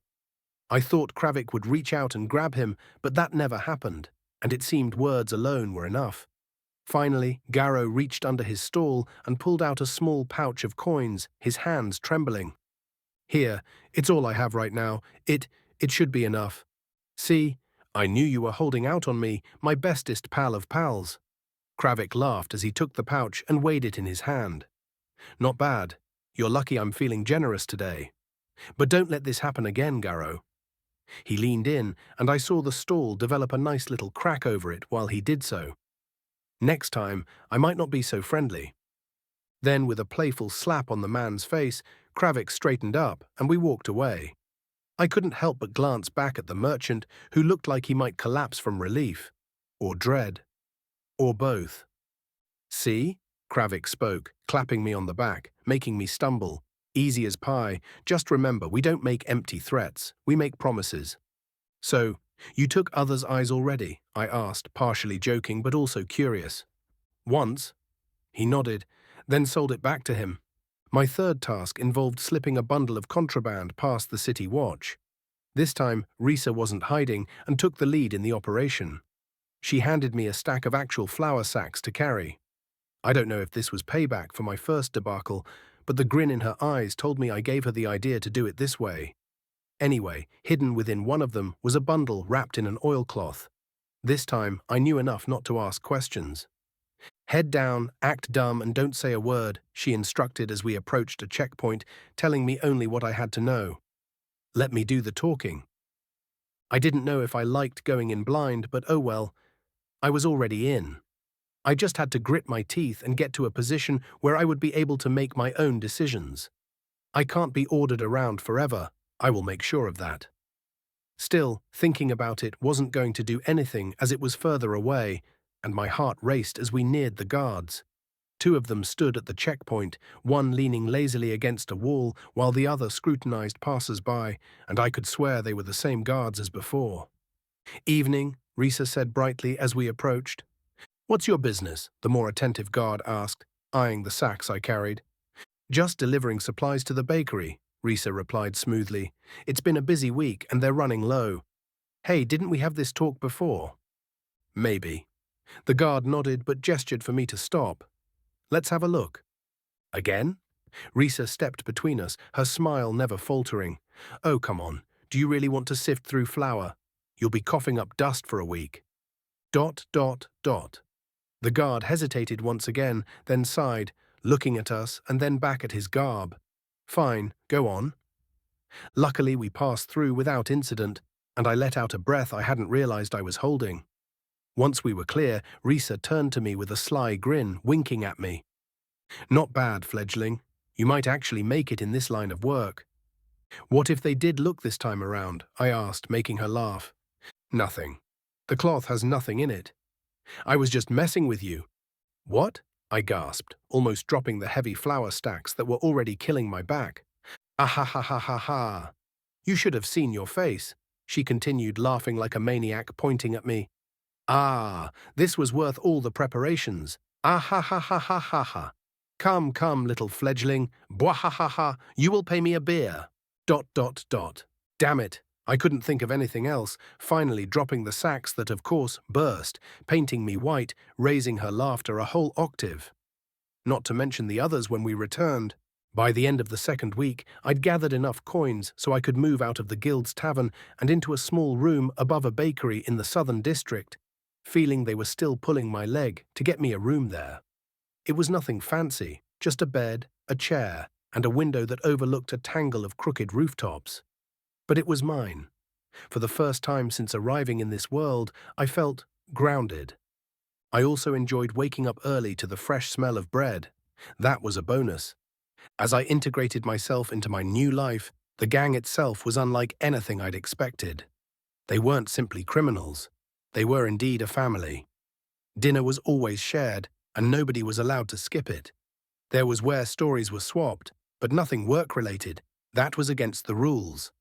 I also learned there that when one of us got into trouble, everyone rallied to help. Even the grizzled guys who held the rank of Talon, who seemed so intimidating at first, had their moments of warmth, laughing and welcoming me into this family, however crooked it was. Despite my growing comfort as the week passed and I neared my first month with them, one figure remained an enigma: the Crown. I tried not to listen to the others when they told me their spooky stories, thinking they were simply teasing me, being the new guy and all. I was a bit unsure if I should keep ignoring it or not, though. Going by their stories, the Crown was ruthless. Others felt that they were a genius strategist. The two can be true at the same time. Anyway, one thing was clear: Meeting him wasn't something up to me, but to him. When he wants to see me, I will see him. Don't worry about the crown, Risa said one evening as we sorted through stolen goods after dinner and I offered to stay late and help her out. He'll meet you when the time's right. Until then, focus on proving yourself. Don't worry, I smiled at her, I will. Chapter 8, Neighbors. The streets of Corvar were quieter than usual as I made my way back to the bakery, more precisely to my home above it. The usual hustle and chaos of the southern district faded into the stillness of the evening as I left it behind after a long day, leaving only the distant murmur of tavern chatter and the occasional bark of a stray dog. I couldn't help but yawn, looking up at the night sky, thinking it had to be past midnight already. My legs ached, and the weariness from the whole day running errands back and forth clung to me like a second skin. I only wanted my trusty sponge and to wash myself down before sleeping until morning. I was fumbling for the spare key in my pocket, walking towards the stairs leading up to the side of the building, when I noticed a faint light spilling out from the bakery's front windows. There it was, the familiar scent of fresh bread mixed with a faint sweetness in the air, and through the slightly ajar door I spotted Lyra sweeping the floor, humming softly to herself. What was she doing here at this late hour? Baking? No way, but the smell was indeed fresh. The family operating it was a small one, and by now I knew them by name. Lyra was their daughter, about 16 or 17. I have never really asked. Of the two, I mean, between the parents and her, she was always the chatty one. The one with the actual energy and one who could sell the goods. Her father was good at operating the tools and the oven, and her mother was good at coming up with recipes and prices. But when it came to selling them, yeah, that was Lyra's specialty. Long day, she called out before I could even step inside to ask if she needed help or something. Her voice was light, teasing as if she already knew the answer or was here, waiting for me. You could say that, I replied, stepping into the glow of the bakery. There wasn't much inside, everything was put away, and she was finishing packing up for the day. Didn't expect anyone to still be here. We had some late orders come in today. She smiled while she set the broom aside and wiped her hands on her apron. Also, I'm always the last to leave. Someone has to make sure everything's ready for tomorrow. Besides, she gestured to a tray of small pastries on the counter. I couldn't let these go to waste. Want one? Well, I hesitated. I'm not exactly rolling in coin right now. Please, she laughed, shaking her head. They're on the house, Mr. Flower. Think of it as neighborly generosity. The word flower made me twitch my lips as she picked up on the nickname the others started to call me when they were about to tease me. Oh well, I can't blame them for it. So if it was the price for a free second dinner, so be it. And I picked up one of the sweets. It was soft and filled with some kind of fruit preserve that burst with flavor as I bit into it. This is good, I mumbled, my mouth half full. Good, she scoffed, feigning offense. I'll have you know those are my forte. It isn't just good. It is excellent. It is perfect, I corrected myself, making her grin. Much better. We ended up sitting on the edge of the counter, munching on the pastries while the conversation flowed easily between us. She asked about how I was settling in upstairs and whether the room was to my liking. I kept my answers vague, steering clear of the details of my real work, and I think she knew it. She never pushed for answers and quickly switched topics when they became sensitive. You don't talk about yourself much, she noted after a while, tilting her head to study me. Not much to tell, I lied, wiping crumbs from my hands. Just a guy trying to get by. That's who I am. She replied, clearly unconvinced but not pressing the issue. Well, for what it's worth, I'm glad you moved in. This place could use someone who's not afraid of a little hard work. I wasn't sure what to say to that, so I just nodded, knowing I had just agreed to help them out when I could. For free. Tisk, I am still too easily pulled into things like this, aren't I? Damn it. I will need to ask for stuff. I can't let myself return to old habits. Thinking about it, she may have noticed the change in my expression while I was finishing the last of my pastry. You should get some rest, she said eventually, standing and picking up the tray, looking at me apologetically. You look like you're about to fall over. Yeah, maybe I am now that my stomach is full, I admitted, feeling the weight of the day catching up to me. Thanks for the sweets. Ehehehe. She smiled, a small, genuine thing that made me feel oddly at ease. Anytime. Good night, Mr. Oriel. Good night, Lyra, I said, heading out with a nod and then up the stairs to my room. Lyra watched him disappear up the stairs, her heart fluttering a little despite herself. She hurriedly shook her head, scolding herself under her breath for pushing it a bit too far at the end. Get a grip, Lyra. He doesn't even notice you. You will need more than sweets. Maybe a new pair of shoes, she whispered, looking out the window, watching him disappear.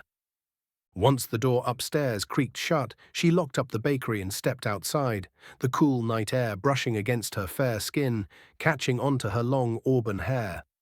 Her family's home was just next door, a modest but comfortable residence with the same smell of bread and sweets seeping through its walls, connected to the bakery.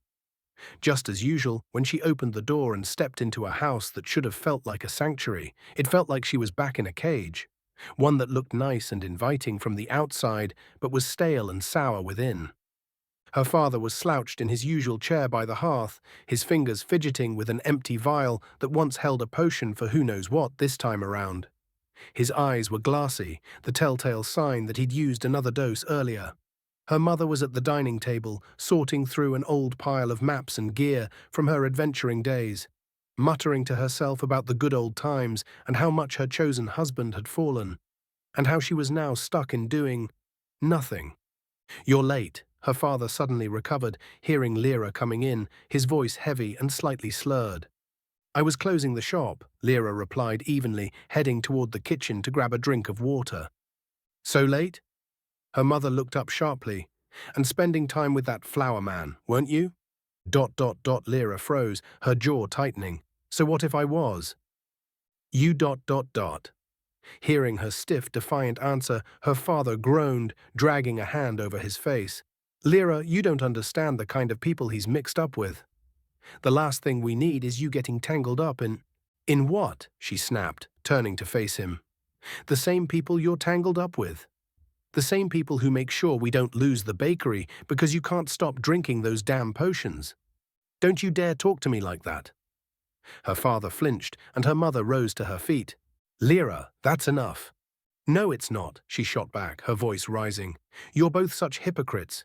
You take their money, or why are we in such debt they run their shady business through us? You do their bidding, but the second I talk to someone who works for them, it's suddenly a problem. That is different. Her mother's face darkened, hearing her daughter speak with so much venom in her voice. We do what we have to keep this family afloat. You don't understand the sacrifices we've made. Oh, I understand perfectly, Lyra interrupted her, disgust showing on her face. I've heard the stories, Mom.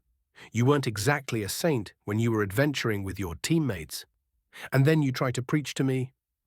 Her mother's expression twisted with anger, but before she could reply, Lyra stormed toward the door, grabbing her cloak on the way. Where are you going? Her father called after her, but he was unable to take 2 steps before faltering, still feeling dizzy. Out, she said sharply, slamming the door behind her. The night air was cool against her flushed skin as Lyra stomped down the cobbled street, wiping away the little tears gathering at the edge of her eyes. Her heart pounded, frustration bubbling over into every step. She didn't know where she was going, just that she needed to get away, if only for a little while. Auriel's face flashed in her mind unbidden, forcing her steps to stop, making her sigh deeply. Maybe she didn't know what she was doing, but at least talking to him felt real, something her family hadn't been in a long time. Then a sudden idea struck her. Taking quick turns, she returned to the bakery, only from the other side, heading up the stairs, trying to make as little noise as possible. While doing so, she could hear her parents arguing nearby, and even saw her mother leave the house on her way to search for her. Not that she will find me, she muttered, reaching the door, and after her mother was off, with a flushed face, she knocked on it. Chapter 9. Frustrated. The cool water dripped from my hair as I sat on the edge of my bed, rubbing a towel over my damp skin. There wasn't a bathroom here, really, only a simple tub that I could stand in and wash myself down with water from a bucket. Still, it was more than nothing. I watched with a tired sigh as the dim glow of the candle on my bedside table flickered, casting simple shadows against the featureless walls of my tiny room. It wasn't that different from my old apartment, really. Remembering that life, another deep sigh escaped my lips as exhaustion threatened to drag me under, my muscles aching from a long day of running errands and dealing with the syndicate's orders. The upside was that at least here, even if I now worked for the local mafia, at least I had my nights. I mean, I had time for myself. They were less forceful than my old job, not demanding overtime, and while working with them, they helped out. They treated me as part of their family more and more, and I felt it. So, it wasn't bad. I didn't feel I was being used, which didn't mean I wasn't keeping an eye out. I knew the tactics. It could be only a ruse, and if it turned out it was just a honeymoon phase, I would be ready. Thinking about it, I was about to lay down, but there was a knock on my door. It was soft at first, hesitant, making me question if I imagined it. My head jerked up, eyes narrowing toward the door, waiting to hear it again. My instincts sharpened instantly, and the sudden images of the bandit attack where my young version died flashed by me. No one should be visiting me this late. Had something happened? Had the guild caught onto something? Or worse, was this syndicate business? Was I right? Reaching for the knife I kept tucked beneath my pillow, I stood cautiously, my bare feet carrying me silently across the wooden floor as I approached the door. Then another knock, just as uncertain. Taking a deep breath, I pulled it open, the blade hidden in my palm behind my back, only to find Lyra standing there. She was flushed, whether from anger or from the cold night air, or something else I couldn't tell. Her hair was slightly tousled, her breath a bit uneven, as if she had been running.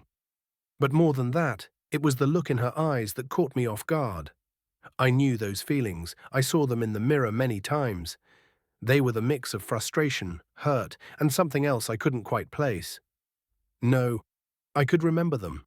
I just never acknowledged them to myself. It was hopelessness. She started, clearly realizing how bold a move she had just made by coming up to a man's home all alone in the middle of the night. I don't know how things were in this world, but… Lyra, I muttered, lowering my guard. It's past midnight. What are you doing here? I dot. She fidgeted slightly, her fingers curling into the fabric of her cloak, raising up one, twirling a strand of her hair. She hesitated again, then glanced over her shoulder as if checking to see if she was being followed. I just needed to get away for a while. Don't we all? I muttered as I exhaled through my nose, already feeling the walls around my heart trying to slam shut. I didn't want to get involved in someone else's mess. Not again. I had a lifetime's worth of regret teaching me that kindness was just another way to be taken advantage of. People only came knocking when they wanted something, and when they got it, they'd disappear like it never happened. Maybe that was unfair. Maybe she really did just need a place to breathe. But did that make it my problem? Look, Lyra, I said, my voice softer now, measured. If you're in trouble, I'm not in trouble, she interrupted, but the way she said it told me she was lying. Or maybe she was lying to herself. I clenched my jaw, hearing her tone, debating it for another beat. She was breathing a little too fast and standing a little too stiffly. Then I saw it in her eyes that my tone hurt her. Damn it. I don't know how to feel about that. She had clearly been arguing with someone, her parents most likely. I hesitated, still torn between sending her away and giving in to the part of me that still hadn't learned to shut the door on people who needed help. Then, with a quiet sigh, I stepped aside. Come in, I muttered, stepping aside, but I swore this would be the last time. If it turns out she is about to ask for stuff just because she has a cute smile, I'll throw her out. But then I realized that I was back to my old habits. Fuck. I watched as Lyra blinked her eyes in quick succession, as if surprised that I'd actually agreed. Then, with a nod, she slipped inside. The moment I shut the door behind her, she let out a long breath, visibly relaxing as she took in the small, dimly lit room.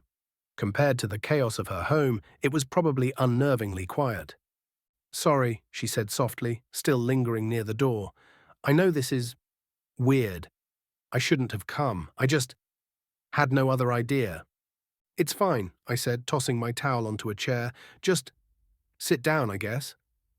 She hesitated before stepping further in, perching herself on the edge of the only chair in the room. Her hands rested in her lap, twisting her fingers together, still nervous. I couldn't blame her. For a few moments, neither of us spoke, but then she let out a sharp sigh, probably taking my silence as me, waiting for her explanation of what she was doing here. I had another fight with my parents. Mm-hmm. I nodded, and I could have guessed as much. Bad one? Yeah, ... She let out a dry chuckle. Aren't they always bad? Most of the time, yes. I sat down on the bed, leaning forward, forearms resting on my knees. What was it about this time? I know that look. This isn't the first it happened, is it? No, it isn't. She nodded and hesitated a little. You, actually. What? I raised an eyebrow in honest surprise. Me? She nodded, rubbing her arms. They don't want me getting involved with someone from your group. Too dangerous, they say. Too unpredictable. The usual. They say? I scoffed, a deep sarcasm laced into my voice. And yet they work with the Crowfoot gang. Exactly, she exclaimed, throwing her hands up, her voice surprisingly loud. It's so damn hypocritical. My father has been relying on them for years, thanks to his damn potion addiction. My mother was an adventurer, of all things, running with mercenaries who did the nobles' dirty work outside of the city walls or inside their bedrooms. But suddenly, I'm the one making bad choices. Oh? I leaned back slightly. Your mother was an adventurer. I never heard of that side of the story. I knew that her father was an addict. It was something that the gang was using as leverage, moving goods through them, washing money, the usual. She was a silver tier one. Lyra huffed, crossing her arms. Yeah, you wouldn't know it now looking at her, but she used to be part of a mercenary group. You've heard of them, right? The adventurer bands? I know of the guild.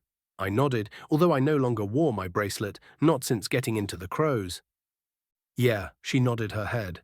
Them. I'm talking about the real mercenary groups, the ones who aren't just running errands for the townsfolk, doing the missions on their boards. She was one of the ones who got hired by kings and nobles through the guild to handle real missions that were off the record. Off the record, I frowned. Like what? Usually this is stuff that could be a diplomatic nightmare if done officially. But the guild and its adventurer groups operate across all the kingdoms. They have no real affiliation, so others can't. Blame one exact kingdom and entice a war. Lyra's expression darkened slightly as she explained. Other kingdoms? Like? I asked, now really curious. The elves? Oh, I blinked. What about them? Well, she sighed, leaning forward. Look, I don't know much, only what my mother told me here and there. I also don't know about this kingdom or its history as deeply as a scholar would. But what I do know is that the elves hate us. They hate all of us, humans, dwarves, even the beastfolk tribes. They think we're lesser, that we're little more than vermin scurrying around their lands, taking it from them. I stayed quiet, letting her continue. Well, what I gathered was that humans were the most numerous. So if the elves were here before us, we may have taken their land. That would not be surprising. There have been wars, she went on, but never outright crusades. Not for the past 500 years. It's all done in shadows, through adventurer groups, assassins, and deniable assets. That's what my parents, especially my mother, was part of. One of the bands hired to handle elven issues, so the king's hands could stay clean. Not bad. I whistled as it sank in, thinking I was greatly underestimating her. I would have never guessed. Lyra, you're saying the kingdoms are still fighting, just not openly, I asked, blinking my eyes. It wasn't bad to learn a bit about the politics of this world. Exactly, she nodded. It's all quiet wars now, skirmishes in the forests, ambushes in the mountains. The elves have their own warriors, spell-slinging fanatics who think they're purging the world of filth. I heard they guard their remaining territories, killing anything that isn't an elf. So the human rulers send people like my mother after them. Why? Resources, what else? She chuckled as if I asked a stupid question. Oh, yeah, sorry, I'm tired. I exhaled slowly, scratching my cheeks. Of course, what else? So to not look like an idiot, I quickly asked another question. And your father? He ... Her jaw tightened. A potions addict. He used to be a decent man. I think, when I was little, but now, he's a drunkard. He owes your gang too much, and if it weren't for the bakery and your friends, we'd have lost everything already. Silence stretched between us. Somehow, I expected her to hate me for the fact that I was working for the gang. But no, I felt her anger directed towards her father. Look, finally I said, that's a lot to unload at midnight. I know. She let out a soft, dry laugh. Yeah, sorry, I shouldn't have come here. What is done is done.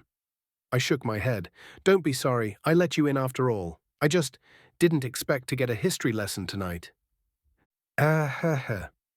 She gave me a small, tired smile. Well, now you know. That's the world we live in. And she sighed, running a hand through her hair. I don't know what I'm supposed to do. I don't want to be trapped in their mess forever, especially because it is a mess my parents made, and now it seems like I am inheriting it. It is frustrating. She sniffled. I understood that feeling far too well. You should get some sleep, I muttered, remembering how it can feel. You can stay here if you need to. Just take the chair or the floor. Not the bed. She blinked, surprised. I didn't respond at first, but then again, I wasn't going to put myself at a disadvantage, not even if I knew how she felt. I just blew out the candle, letting the room sink into darkness. If you want, but it is my bed, I said as I laid back down, closing my eyes. Yet, as I drifted into sleep, I heard her climbing up to the bed, right next to me. Chapter 10, A Reminiscent Morning. The first thing I became aware of was the unusual warmth. Not that my room was cold or anything, but there was, how to say it, a slow, steady heat was pressing lightly against my side, a soft weight that felt unfamiliar. My eyes fluttered open as my brain caught on to the feeling, slowly adjusting to the dim morning light filtering through the wooden slats of my window. My room was quiet, save for the faint rhythm of breathing, one that wasn't mine. I stiffened slightly, my mind struggling to bridge the gap between last night and now. Was there someone here with me? An assassin? A monster? Then, as my thoughts cleared, thanks to my beating heart pumping adrenaline and blood into my brain, something clicked. Lyra. Turning around, she was curled up beside me, facing toward me, her chest rising and falling in soft, even breaths. Her hair was tousled from sleep and had dropped over part of her face, one stray strand resting lightly across her lips. I swallowed, suddenly aware of how close she was. One scream and I will end up in jail. Or, maybe this world is different, but fuck. The small bed I had here didn't leave much space between us, and despite the chill of the morning air, the warmth from her body was noticeable. And I... There was a silent thought creeping up from the depth of my memories, something I didn't want to remember. I carefully moved my arm, only to realize just how tangled we had become in sleep. My thoughts kept creeping to the forefront thanks to it, flashing back to the last time I had woken up beside someone like this. For a moment, I wasn't in this world anymore. I was back in my old apartment, sunlight streaming in through a half-open curtain and a familiar weight at my side. I could almost smell the faint trace of lavender shampoo and hear the lazy, teasing murmur of the woman I once thought I'd spend my life with. 7 years. Is it long? I don't know. For me, it was. 7 years with someone, and in the end, it hadn't been enough for her. She had looked at me one day and realized I wasn't someone she could see a future with. Were there signs it would happen? Looking back now. Yeah, there were. But I don't know. I didn't think we wouldn't even try. Just like that, it had all ended, and I had let her go because what else could I do? I thought it was the evolution of a relationship. We had grown up. We were no longer college lovers. We were people with responsibilities and jobs. Even though our lives were no longer about partying or the myriad of opportunities, we should have faced our lives together. At least, that was what I believed. Maybe I was wrong. I thought I had buried all of this nonsense, that it didn't matter anymore. But lying here, feeling the warmth of another person again, I realized how much I had pushed it down, how much I had avoided thinking about it, and how much I missed it. I really did. And I hated being reminded of it. A part of me, one that I wasn't entirely comfortable acknowledging, didn't want to move, didn't want to break this fragile, peaceful moment. But that was dangerous. Snap out of it, Oriel. With slow, careful movements, I shifted, putting a little more space between us, ensuring there was no misinterpretation when she woke up. I wasn't about to make this more complicated than it already was. I tried thinking how it was in this world, but the younger Oriel was a virgin. To be honest, thinking about it, I don't think he ever held a girl's hand either. Poor bastard. Anyway, I wasn't going to catch a charge either. And then, as if summoned by my thoughts of trying to sneak out like some idiot after a one-night stand, Lyra stirred. The first thing she noticed was warmth. Not the cold draft coming into her room from the other side of the house, blowing through the simple cloth, separating her tiny room. It was also not the uncomfortable stiffness of her own bed. This was, even if just a bit softer. Yet something solid and steady was beside her. Her body, still wrapped in the grogginess of sleep, barely on the trip to gain consciousness, registered it as something comforting. Just at the moment before her mind fully caught up. And when it did, her eyes shot open, her face flaring up with the color of red. Oriel. Her breath quickened at once, her body freezing as her brain processed where she was, how she had gotten here, and the sheer insanity of it. She was in a man's bed. Not just any man, Oriel's. They barely knew each other. Well, he barely knew her, although she had been looking at him since he first came into her parents' bakery.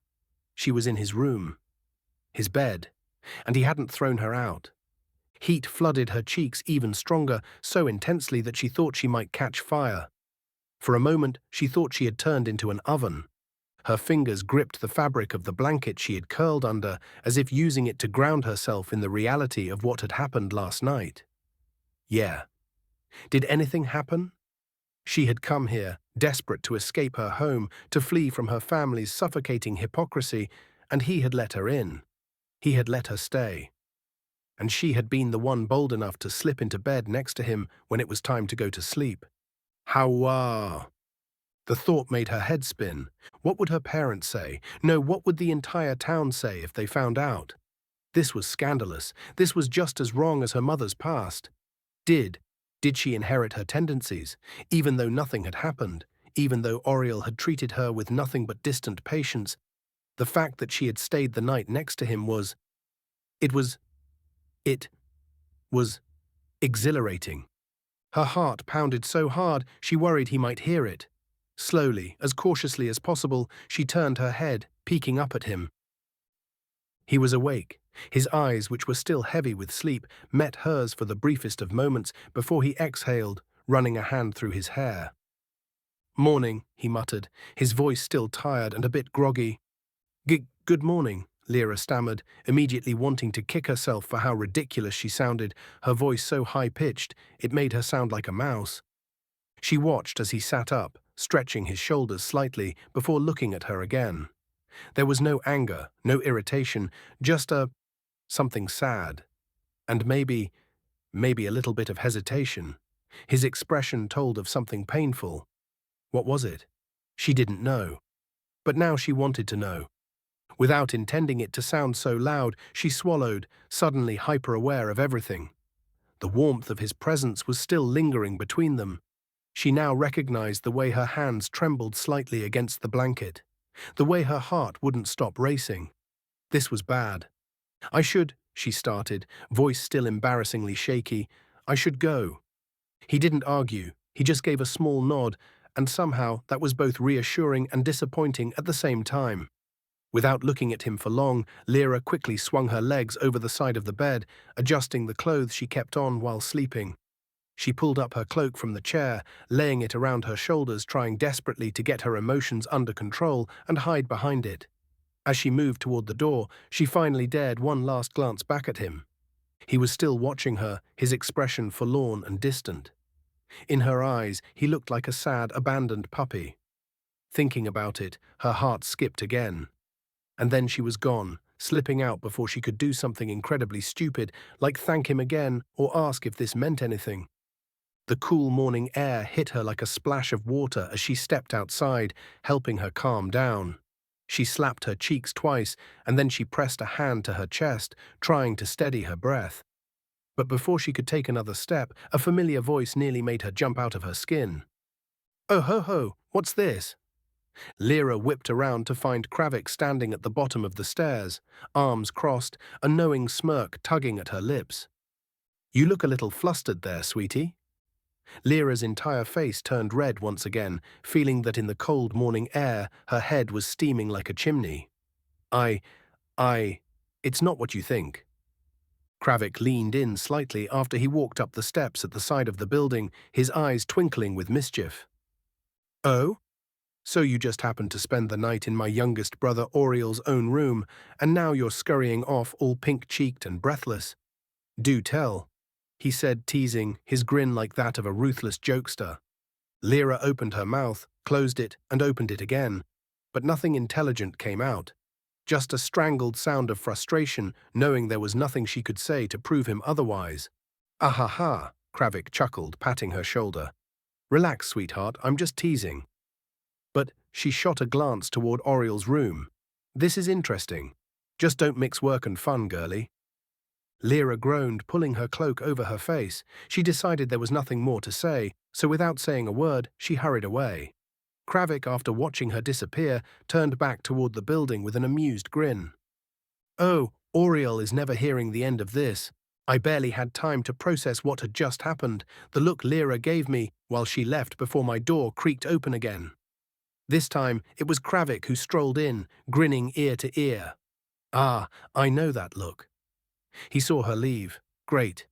It was time for a new round of misunderstanding Monopoly. Just what I needed for a morning exercise. "So," he smiled like a lecherous bastard, leaning against the doorframe, "how was your night, oh honorable and virtuous Oriel?" "Stop sniffing the air, you are not a hound." "My nose can be just as sharp, kid." He winked, posing like a gigolo from some lousy porn movie. "And true, I can't smell anything." "What? You were too nervous?" "Don't worry, it happens. I have a private potion if you need it. It helps you go at it for hours. The wenches love it in the Red Nest. 1, I am not impotent. 2, I had never used a potion before. 3rd, I am not into prostitutes. They are a good source of income, though. Plus, they are the best information brokers." "Whatever," I sighed, pinching the ridge of my nose. "Kravik." Okay. Topic dropped, kiddo." "Thanks." "So?" He came closer, sitting down on my chair, making it creak under his bulky weight. "Did you sleep well? Rest peacefully? Have any cozy dreams?" he continued, waggling her eyebrows. "Dropped my ass." I exhaled sharply. "Do you have a point?" "Actually, I do." Kravik's grin faded slightly, replaced with something more serious. "You'd better wake up fully. We've got a job, and it's not the usual kind.